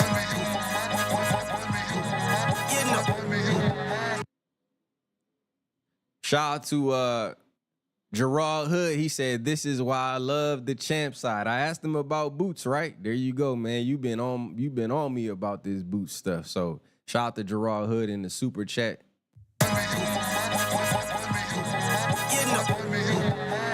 And again, shout out to my guy Francis with the heavy super chat. And let's go check out the press conference. It's on Premier Boxing Champions. And again, what have these fighters done that make them bigger money fights than these two fights? Of course, I still think Ryan is the biggest fight for Tank, the rematch, but these are out there as well. Let me know what y'all think in the comments. Hit the like if you didn't. Share this with somebody. And anybody feel like time-stamping this video, feel free to. It'll help me out a lot because I'm going to have to find the parts I'm looking for. But shout out to everybody in the chat. It's the baddest brand in the land, CHAMPSIDE. Peace. Is alive right now. And everybody stop talking now. Attention. Shout out to CHAMPSIDE, man. That's the only side. And you're listening and you're tuning in to the baddest brand on the land. CHAMPSIDE, baby. Shout out to CHAMPSIDE. Follow me on Instagram, Twitter, at Shakur Stevenson. Shout out to CHAMPSIDE. They the best in the business. Shout out to the CHAMPSIDE, man. AB, man, checking out. And you also can find me here at CHAMPSIDE. You hear me? You know I gotta do it for my dude. Shout out to CHAMPSIDE, the baddest brand in the land. This is Alicia Baumgartner, WBC World Champion. This is the baddest in the land, CHAMPSIDE, baby. Shout out CHAMPSIDE, the baddest brand in the land. Always show me love.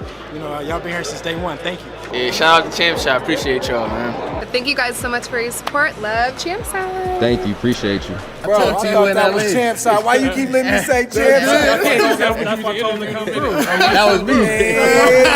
Bro, I thought that was you, bro. I look back and immediately I thought they was brothers. CHAMPSIDE, what's up, baby? Catch the exclusives, all the exclusives on the baddest brand in the land. That's CHAMPSIDE. Contigo Fumo Lopez, shout out to CHAMPSIDE. CHAMPSIDE, what up, baby? Shout out to CHAMPSIDE, my dude, bro.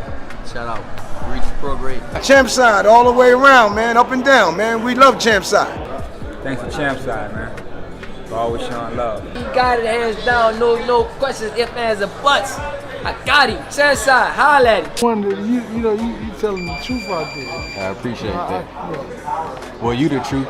You train, you training the truth. My wife be in the shooting me out with CHAMPSIDE. Appreciate you for having me. CHAMPSIDE boxing, y'all.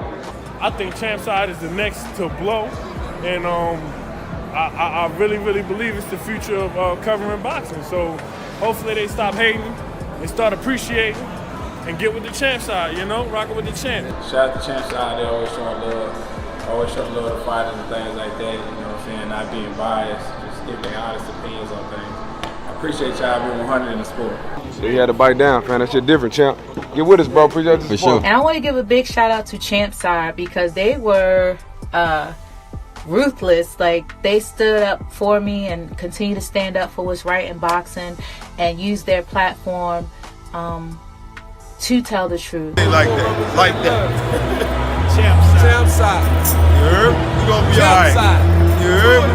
Lock up the puppets, man. Get your ass in these seats and let's be real for this dude. Stop messing around.